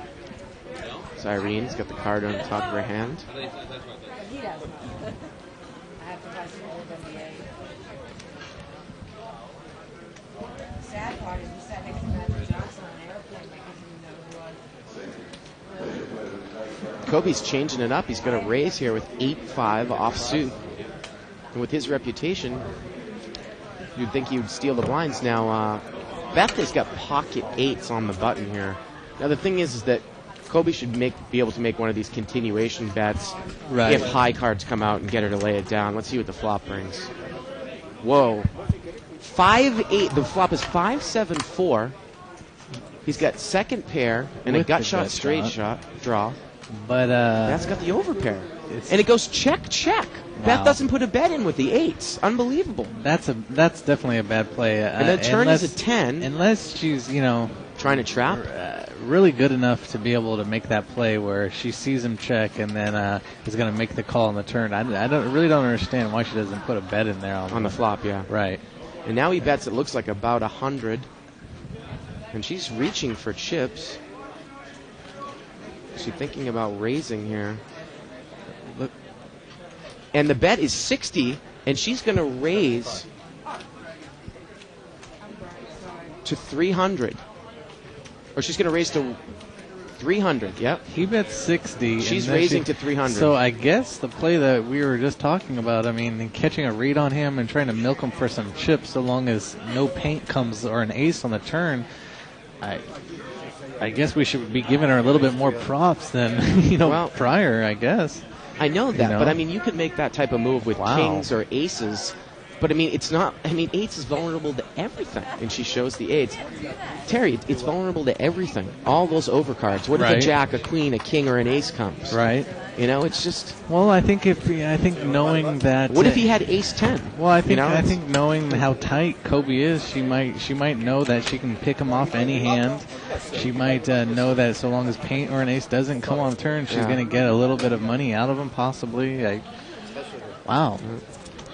I think with that hand, with pocket eights at that point, normally you're going to see with position on a tight player, you're normally just going to see a smooth call, but I guess the raise worked for her. Mike's going to come in for a raise here. He's got queen 8 suited. He's going to make it 30 to go.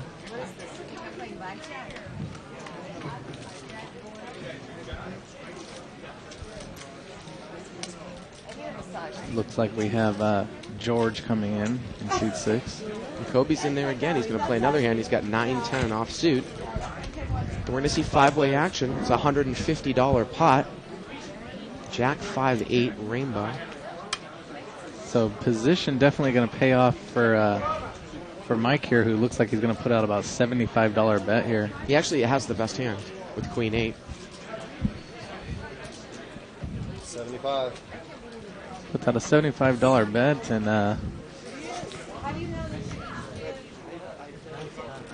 he's probably going to end up taking it down.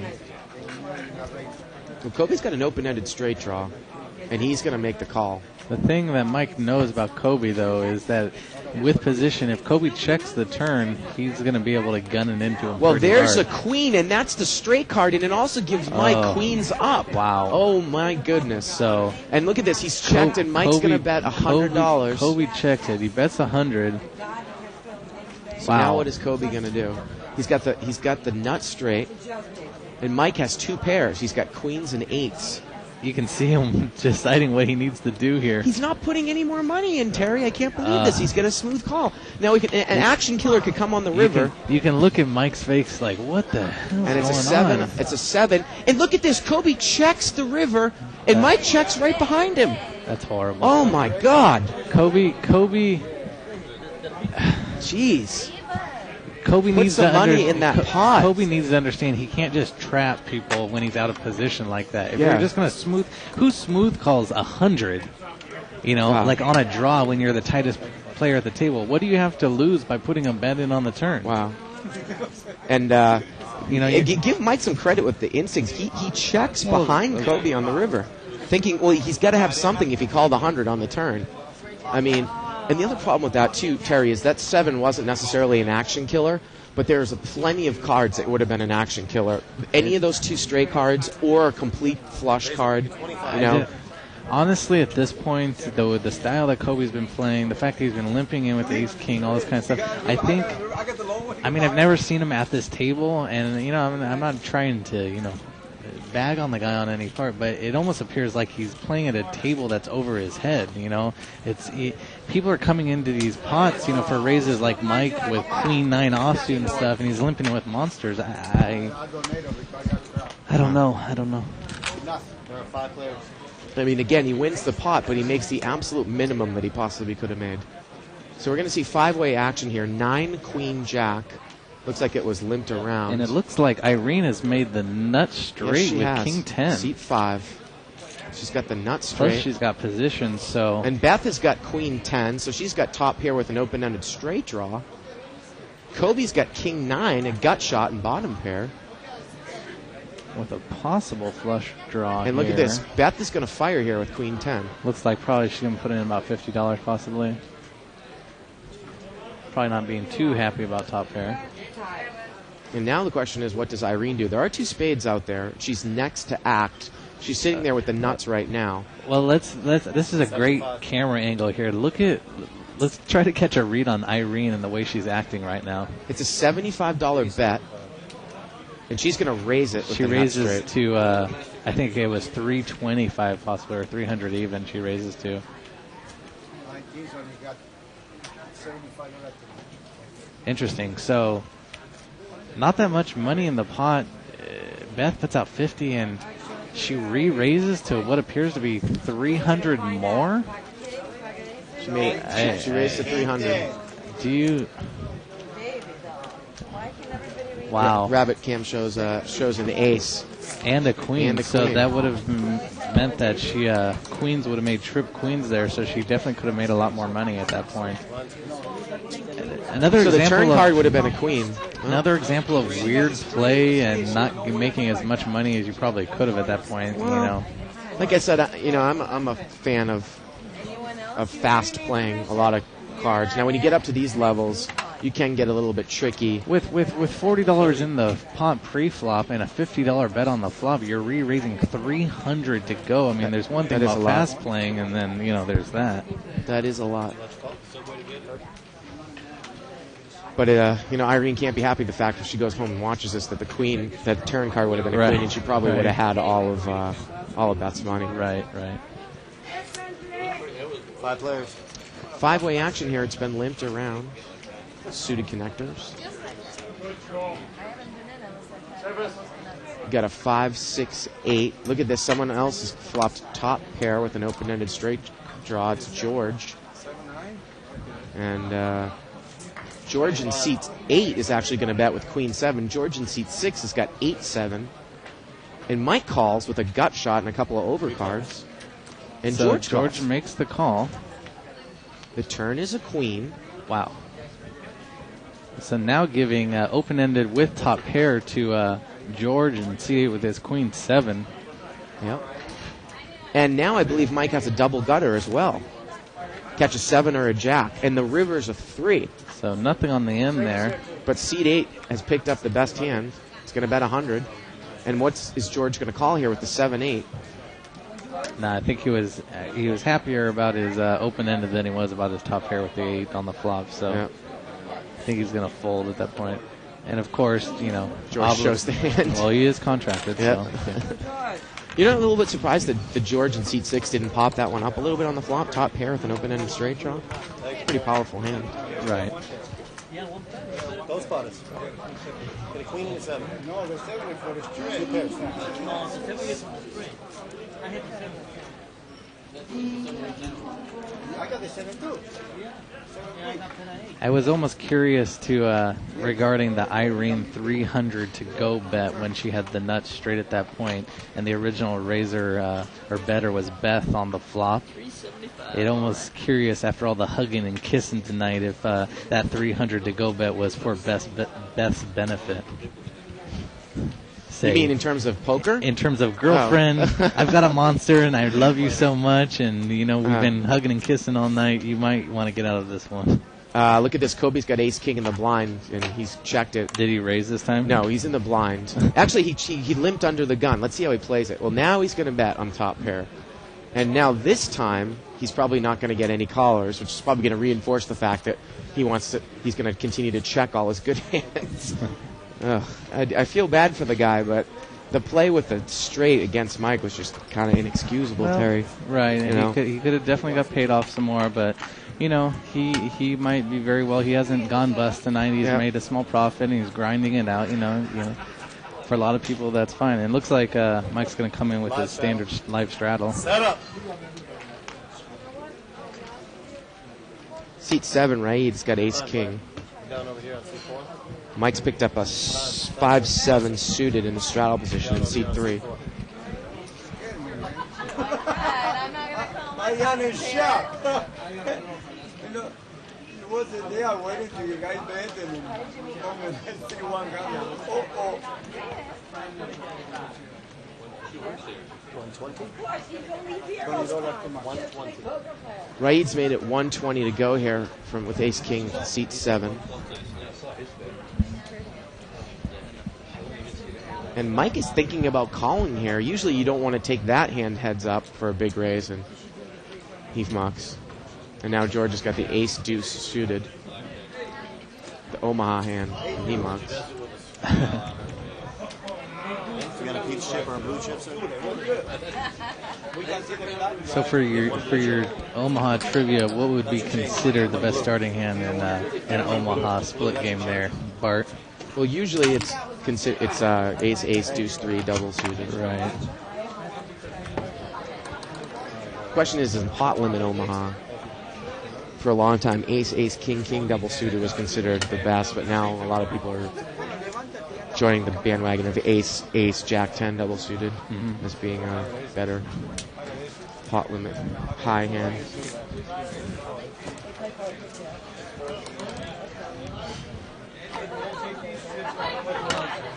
No, you can have it. You're a nice guy. I'll let you have it. So actually a pretty good table tonight, in terms of getting to see some hands being played. I like when Brian does that shuffle move, that riffle. I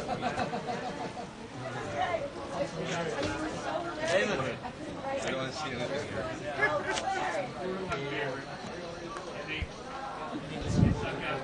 That's a lot of money. It's bet money is not for you. With the chip, I know my little one's coming back.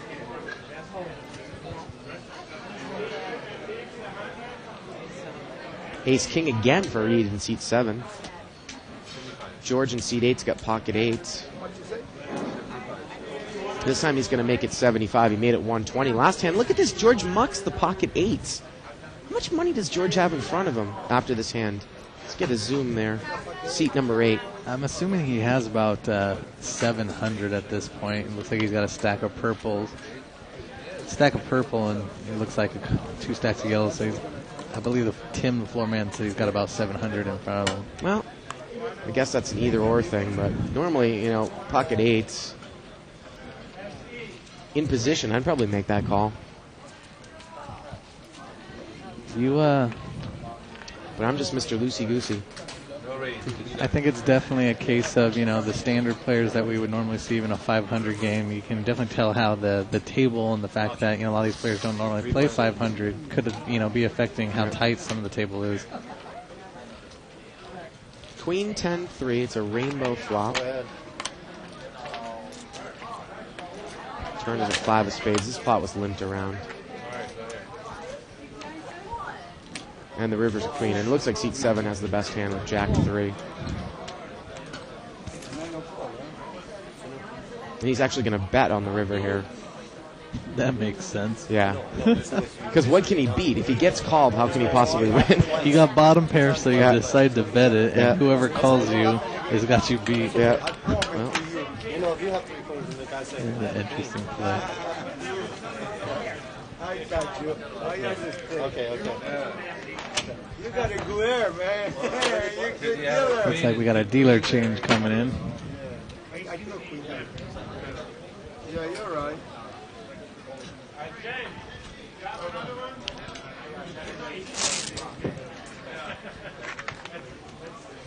There's Irene's stack. She's made a pretty good profit tonight. 500, 500, 500, 111, 1,800. 18 and change, 1850. Yeah. So it looks like Irene's picked up about 1,350 this evening.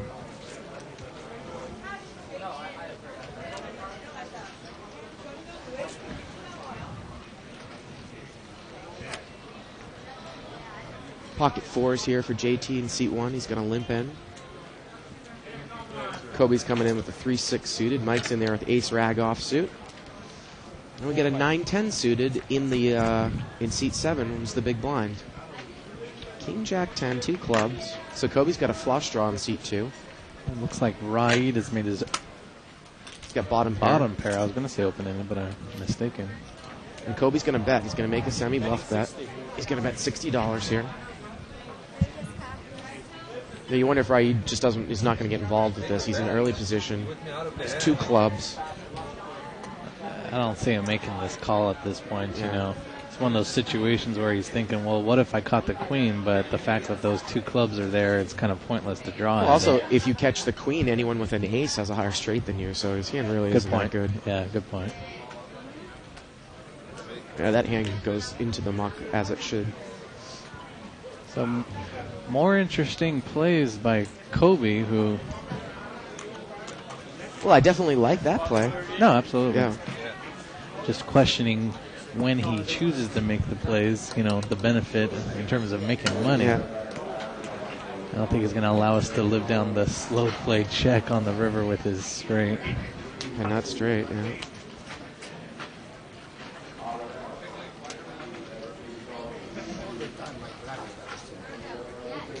yeah. Some people make it profitable, Terry. I hate the play of checking the nuts on the river with the intention of check raising. Because the amount of money that you can lose by not, by not betting. So, that's why you see articles like, is check raising affecting your profits? Yeah. 5-8 queen, 2 diamonds. No one really has anything here. Oh, George has got deuce 5 in seat 6. Right. So now he's got a pair and a flush draw in seat 6. Jack of hearts comes. Seat 7's open-ended. Plus he's got position at this point, so... Probably should put in a bet here. Probably about a $40, $45, $50 bet would be able to clean house. And he is going to bet. Going to bet 50. Right. So there's the 50. Right, he's going to make the call. With Again, he's chasing the open-ended open-ended with, the flush draws both ways, actually. Yeah, both ways. And the river is a 4, and he's made the straight. He makes it with the 4 of clubs. Yeah. And he's going to bet. He bets 150. And he's not going to get called.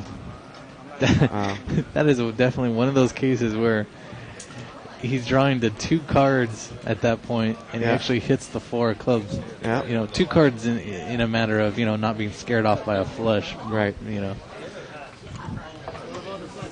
Thank you. And you have to assume that, if you're coming in there with that draw and you're going to hit your hand with it being the 4 of clubs, unless someone had like top 2 pair and was betting it, how are you going to get paid off? Because, someone's obviously on a flush draw at that point. That is just, Oh, absolutely. And like you said, the only safe cards, 2 black 4s, 2 black 8s.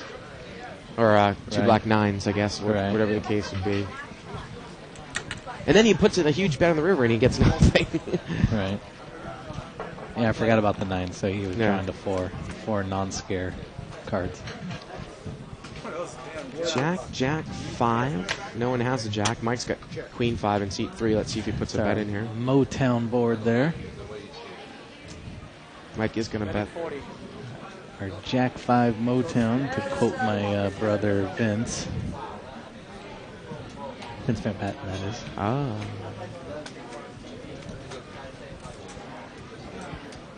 Get Kobe. I don't know what if he's thinking about making a move or what, but pretty much. Ironically, the only hands we've seen Kobe actually put in bets with is when he's got nothing but maybe a draw, and then decides to check the nuts when he's actually got a hand. Yeah. It's a common thing, it's a common theme when players put money in the pot when they have the worst hands and don't put money in the pot when they have the best hands. Live straddle. Looks like we have another live straddle out of Mike in seat 3 there. So the girls are up having a smoke, and GT has left the game for momentarily. Mike's got a king-queen offsuit in the straddle spot. So I definitely think it's going to get large here. Yeah, with a couple limpers. Yeah, he's going to chips, and he's going to raise it up. And I think I would do the same thing in this position. It looks like he only makes it about a 35 I think I'd to make go. it more than that. Right. Yeah. Ironically, prior to his bad beats this evening, I think Mike would have definitely been raising a lot more. Steve Mox. Couldn't quite tell how much money Steve has in front of him, but he really shouldn't be coming in with 5-7 suited anyways if he doesn't have a lot of money. Kobe's coming in with a 4-5 offsuit and out of position against Mike. I think I would just throw it away at that point. Well, he's picked up a middle pair, so let's see how he plays it. And of course he checks, so I don't know what he's looking for at this point. Is he going to check raise? He definitely needs to. And Mike's going to bet $100, so the pot. Is it 100? Yep, it was $100. So the pot is now 170, and it's 100 for Kobe to call. So I think at this point, the way Kobe's heaving and hoeing about it, unless he's going to raise at this point, being that it's Mike and Mike's going to be able to catch on the fact that. Well, he is going to raise. 225 he raises, it looks like. He's going to make it 225. I definitely like that play as opposed to a check call, Terry. That's Right, for sure. right, of course. You Yeah. know, how can you make that check Yeah. call at that point? You Yeah. know, so knowing how tight he is, unless I can't see Mike calling. Like I said, he's not stupid. Whoa, look at this. Mike, He's going to. Mike. I'm wrong again. Unless Mike calls for position to see what he does, he might actually come over the top of Kobe. Okay, I understand that. Yeah. He might come over because what I was saying about the fact that Kobe was he and hoeing about it. You know, Mike might come over the top here, knowing that The problem is it doesn't look like he has a lot enough of chips. Yeah. Right. Even if he comes over the top all in, Kobe might call. It looks like he has a left hand of some purple, but I could be mistaken here. That's the problem with this is. He's got probably somewhere around 500. So if he came over the top all in, and it looks like he's going to call. He's going to call. Oh no, he's moving all in. All right, so let's do some quick math here. So he's moving all in for about 500. Okay, he put in the original bet of 100. There's a re-raise of 225, so now he's 100 behind Kobe. Plus he's got about another 100, so it's about two. Is it? No, let's see. It was 170, and then the bet was 100 plus 100 was 370, and then he made it's 360 more. 360 more. So a perfect example of how.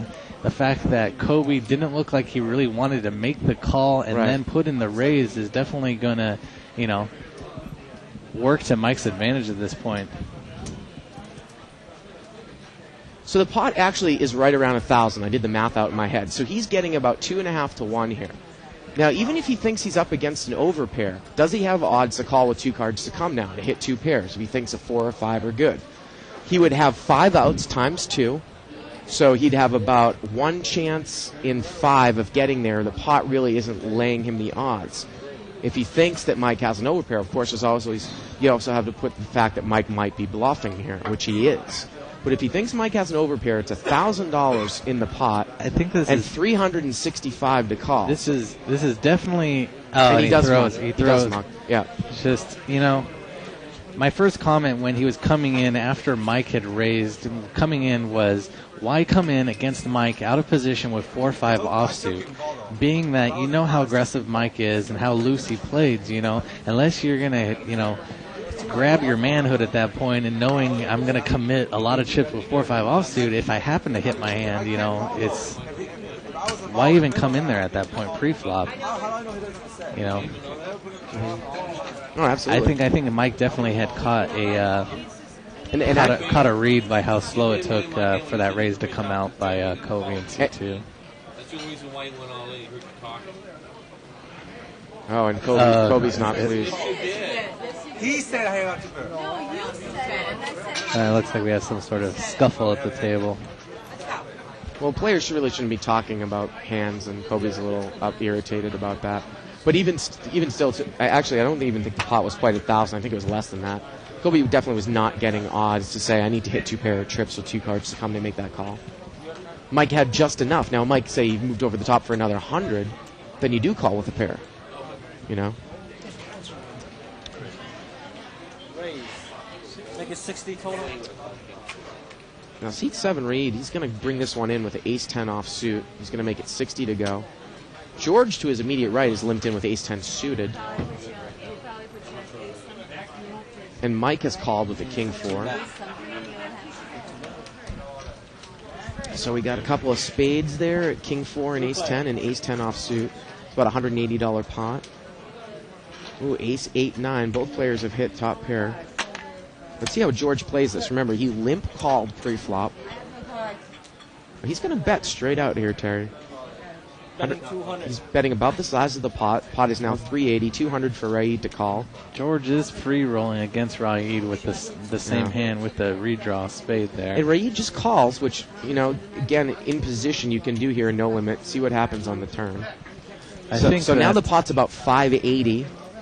The turn is a 3, and that's what you're talking about. Now he's free rolling. Right, with the spades. Yep. He's going to look back down at his cards. Yeah. Now, if he knew what Raid had, he really should push here. Oh. He's moved all in. And he calls immediately. Yep. And the river is a 4. So, clean break for And actually, Raid there. you know what happened there, Terry? Is that what? George checked, and Raid moved all in, and George called. Right. So he moved. He did like a check. My comment prior, they moved too quick for me. What I was going to say is if George really knows how good he is at this point, he's going to do a check raise, and I think that's what he was trying to do. Was he put the check in there, and he actually had to do an all-in call at that point. But I like that check raise move definitely on the turn when you catch the flush draw. You see Mike, big Mike, 7-Eleven Mike. He called the guy a monkey like 10 times, and then he's so rich. He plays every day. Really? Yeah, he called. If someone plays every day, it doesn't make them rich. Small blind, big blind. Well, I don't know if that was intention. He could have bet Raid off the hand too, maybe on the turn by moving all in.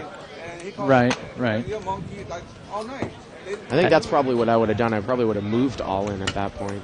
But I think it was definitely trying to check raise him, but Hey, listen, if $3 billion of you came over in kayaks, you'd do it. big free roll. They did. They called me. I say I say it's not a flower. That's all I do. My word is not Our a guys flower. are used to like balancing the remote control of their belly. a lot of table talk going on. I got to tip the dime. That's why I said. This is crazy.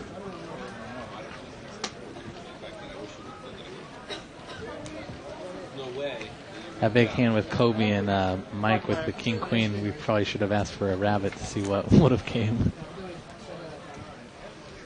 Queen 3-3 on the flop. Mike's flop trip 3s, deuce 3, and JT's got top pair with the queen in seat 1 on the button. Mike checks the 3-3s, and the button's going to bet 30. Let's see how Mike plays it out of seat 3.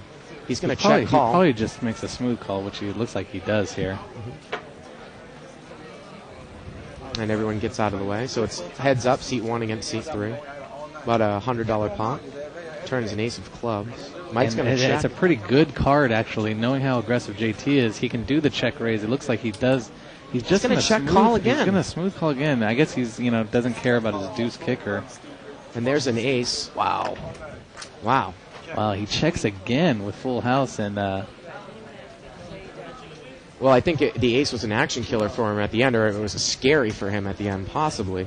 Well, there's, on the button with ace queen, you probably would have seen a pre-flop raise if he had thought it out.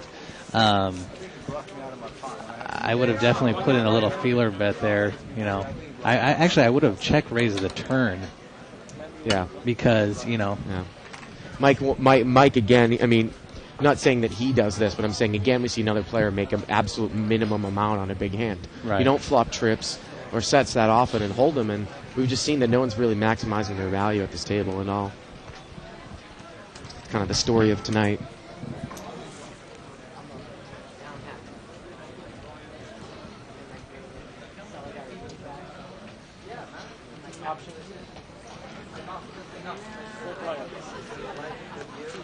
A lot of ragged hands here.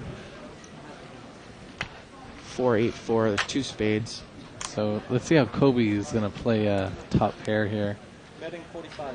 Well, Mike's going to come out and bet. He's got absolutely nothing, and he's betting in first position. It's one of those plays where he's hoping that no one hit. And here's Kobe probably getting in trouble again with top pair against his nemesis Mike. He calls 45, but Mike's got position, and the fact that actually Kobe's got position. Well, turn is an ace, and Mike's going to check now. And it goes check, check, and Kobe continues to have the best hand. This is normally where Mike would bet like 150, but he's going to bet 50. I just don't understand these small bets. It looks like he bets 75. Yeah, Kobe's going to take it down. I think Mike might have played that hand a little bit, a little bit too weak. He could have definitely played it against Kobe a lot stronger. And that's what Kobe said. He said you bet 75 at the end. Right. I'm just surprised nobody talked during the hand. The reason, what I was going to say regarding Mike betting out there on the flop is, I like to, with a small double pair on the board like that, I usually will bet out of the blind because, the fact that someone could have some weird low hand in the blind like a trip fours is, pretty likely. I don't like him checking the turn, however. Well, if he had bet the turn, he would have put Kobe in an interesting position. Right. Wow, seat number 5, that's Irene. She's got kings in the big blind, and seat 6 has got pocket 9s.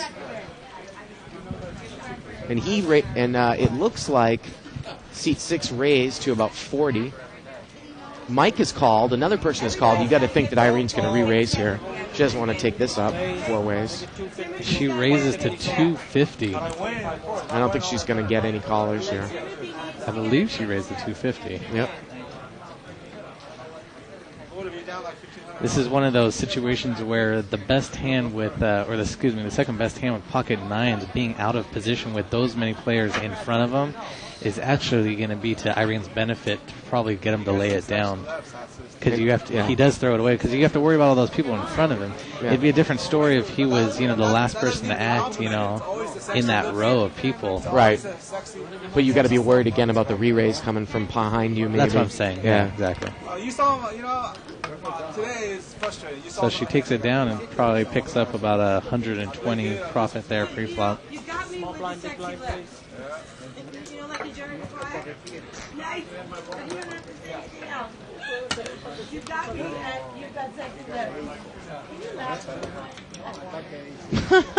know everything else is beautiful. The sexy comes out. The sexy always feels different. Hear that? People online? I'm the next Susan Sarandon when I turn 50. When you turn what? Lots of table talk.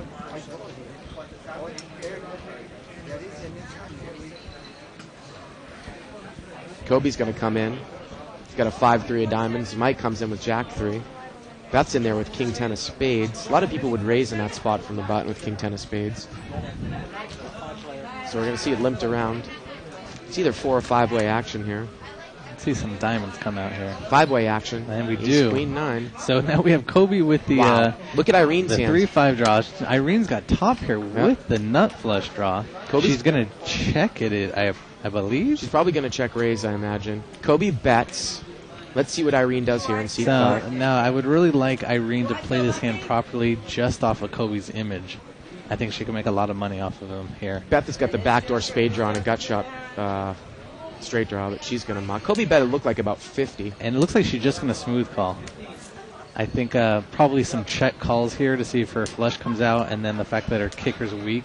Oh, well, now she's made aces up with the nut flush draw. Wow. So now 4 on the turn. So now I really would like her to do. Okay, she bets out about 125, I believe. Yeah, and that's exactly what she bet 125, and Kobe is drawing totally dead here. Well, he's drawn to a deuce. That's not a diamond at this point. That's right, he does. He's got the gut shot straight draw. So he's drawing to 3 cards at this point. He's going to make the call. And, so Irene's in great shape. Look at Irene. Look at that smile on Irene's face. See what the river brings. The river is a deuce. Oh my God! It's a deuce. It's the card that's going to give Kobe the win. And Irene bets. Wow. She bets again. She bets again. Oh my God. That is so sick. That is one of my favorite hands. I'm trying to figure out how much she's bet. It looked like... Wow. He's bet 150. And what is he? And how he's much going to raise? He's going to make it, looks like 350. And she... No, well, let's see what happens. What's going on here?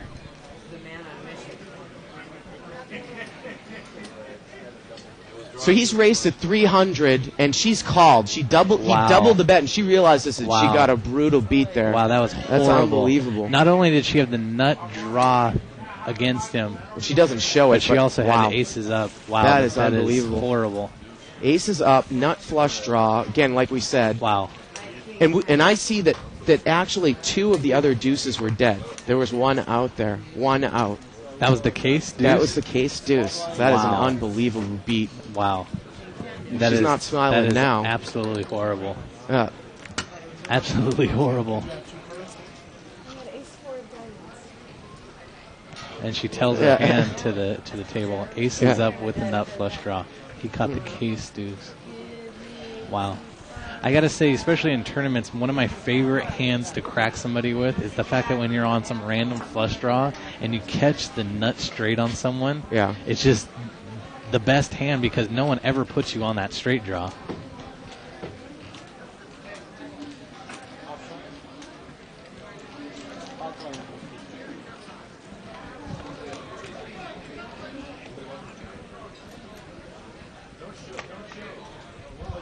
All right, we've got a flop. It's a Jack 9-10. There's 2 clubs.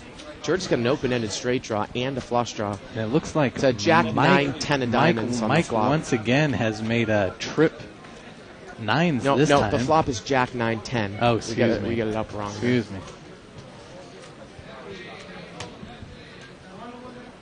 So it looks like George has the flush draw with the open-ended. Right. Okay. C8. As well as the other George with middle pair and the bottom end of the open-ended straight draw. And I believe that George in seat 6 is the one that bet. The turn is the 10 of clubs. Wow. That's going to give George a flush with the... I think George is... Somebody's someone has all to in. be all in. Somebody moved all in. Wow. And it was George. George in seat 6 moved all in with trip queen, with trip 10s. And George in seat 8 immediately called with the flush. So George in seat 8 wins a pretty nice size pot. And actually, you know what it is? Maybe they just decided to check it down. They must have checked it. See, I just hate when they do that because it makes us look bad. We don't know what's going on, but they must Yeah. be friends or something. Because there was no action. I don't know. Yeah, they turned over both hands and they got checked down. No other money was put in the pot. Yeah. That was... And it's bad because, weird. George in seat 6 has got trip 10s now. And the And other guy's got a flush. So, I mean, we could have seen some money move around. As well as he had the open-ended... was it open-ended? No. It was... okay. I was trying to figure out if it was open-ended with the queen of clubs because there was a 10 of clubs, a jack of clubs, and a 9 of clubs, wasn't there? So he would have been open-ended to the straight flush on the turn as well. But Irene's probably still feeling that beat there Yeah, in seat 5. that was a bad one. My car back.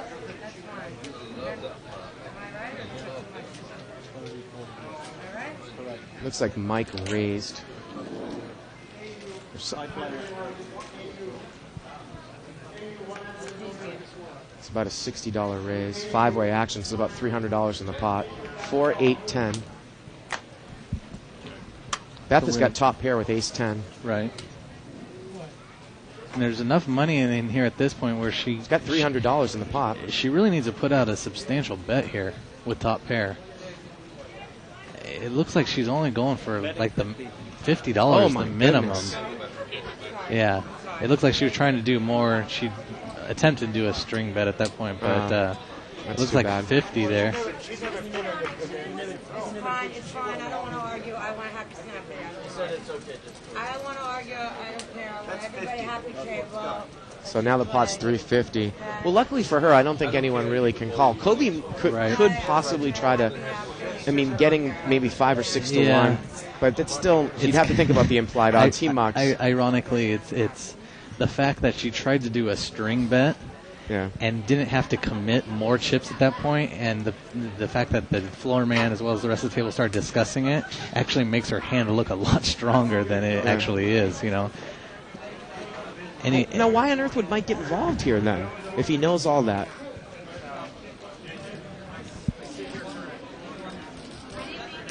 I don't know. I really don't know. I think what he's doing is he's deciding based on what she was saying about I'm okay with not putting in more chips. I think he's trying to decipher whether he needs to pick her off the hand with a re-raise at this point. He's trying to figure out what exactly was she referring to about that string bet and about how it's okay not to put more cards in or more chips in at that point.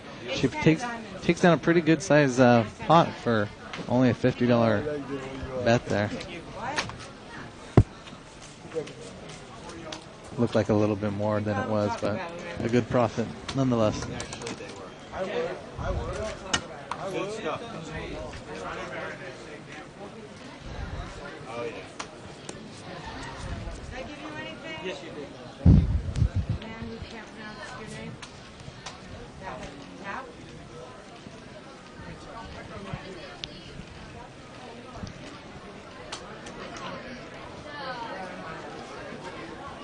Ace King here for Mike. Seat 3 is going to make it 55 to go. Ace King suited.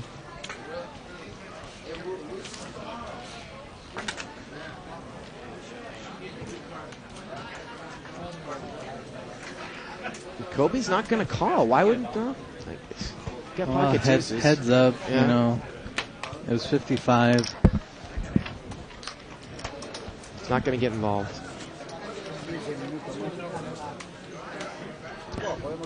I think Kobe's style of play could definitely be chalked up to when he feels it, he comes in, and when he doesn't feel it, it's some sort of vibe or something. I don't know, because we've seen a lot of different plays coming out of Kobe tonight.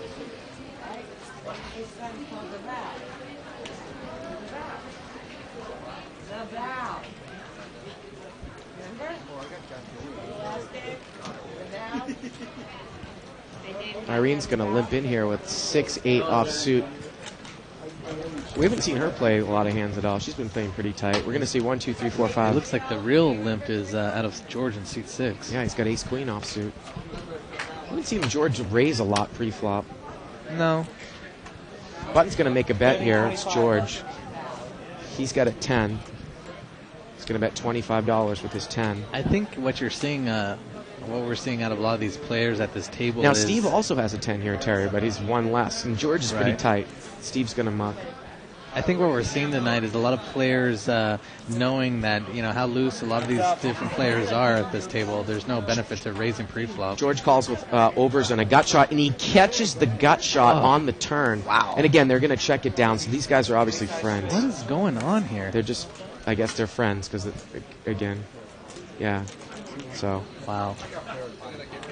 They're dinner, floor man Tim saying they had dinner together, and they just don't bet against each other, so. Well, they also have the same name, so. Live straddle.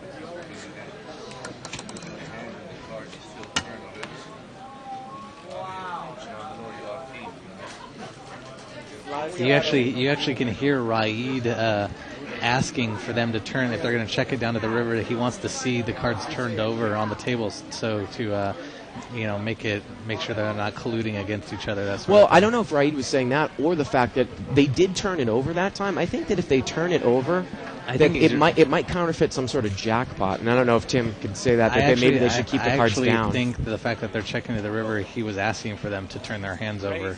Oh, because I thought they did turn their hands over that time. No, they have so far. Well, Raid's picked up pocket aces. He's going to make it 80 total. Which is Mike's going to call with a king 8 offsuit. I really like the fact that Raid made that comment verbally out loud and then picked up pocket aces. It's one of those, like, I'm mad, raise bets. 4-10 deuce. Now, if you're tricky, could Raid get tricky here against and Mike? Check it? Yeah. Yeah. I think the problem is those 2 diamonds are on the board. It doesn't allow him to make that play, but... You know, he might. I don't think he will, however. He's going to bet 75 into about $160 pot, though. So that is a rather weak bet. He might. Wow, and look at Mike. Well, honestly, with that king of diamonds, and Mike is going to check raise. It looks like. And look at this, right? It immediately goes over the top, Right. all in, and that's exactly what he wanted to have happen. Right, exactly. It's one of those plays where. What I was talking about earlier about 75 kind of looks like a suspect bet, and if someone re-raises there, you know, because it looks like you're trying to buy it at that point with maybe like an ace-king, it actually worked out that way. And he shows the aces. Right. So I'm sure that is exactly what his intention was with that $75 bet. Right.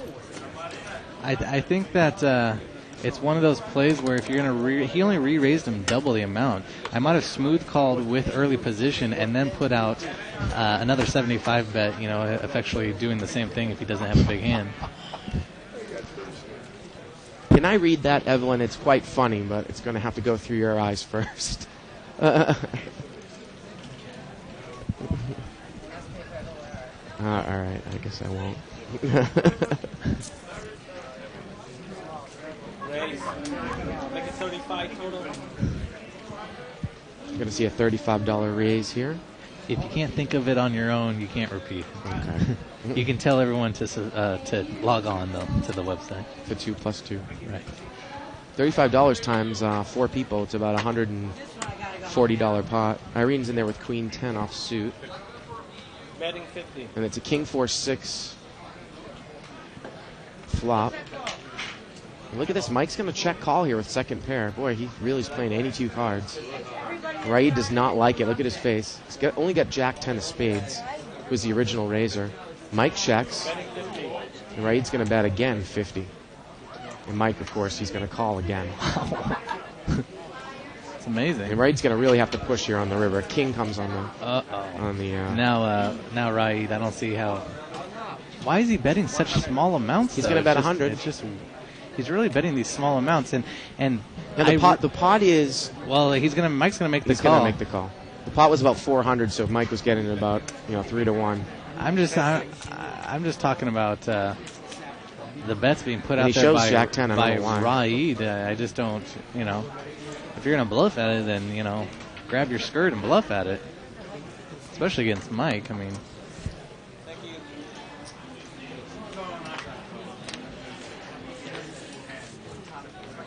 I think that was definitely. I'm going to call you to the river for payback against my re-raise when you had pocket aces and you had moved all in possibly.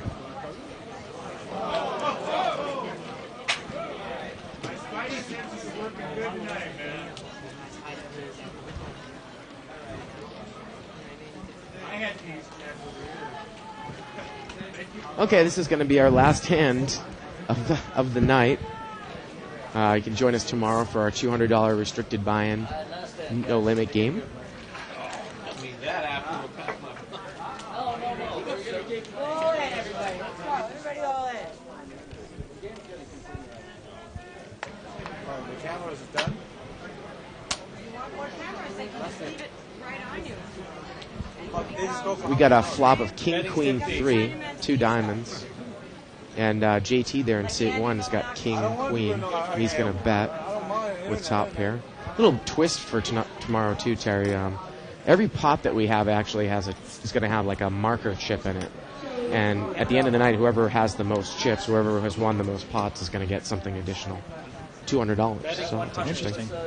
So it looks like Raid continues to stick in there with his flush draw. Whoa. And he's going to call again, so Raid's going to need to catch a diamond here on the river. King, Queen against Deuce 8 of diamonds. The river's a 5. It's not going to be any help. And it gets checked down. JT's going to take it down. And that's going to do it for us. Again, live at the bike. We webcast live cash games every Wednesday through Saturday from 6 to 10 p.m. Pacific time. My name is Bart Hansen for Terry Crow. Good night, everybody, from Live at the Bike. Good night. It's here. It's big. And it's closer than you think. It's not a tournament. It's what you don't see on TV. The cash is real. The stakes are high. They bet big. They win big. They lose big. High stakes live action poker. Live at the Bike. Watch it live on the web or play it if you dare at the Bicycle Casino right here in Los Angeles.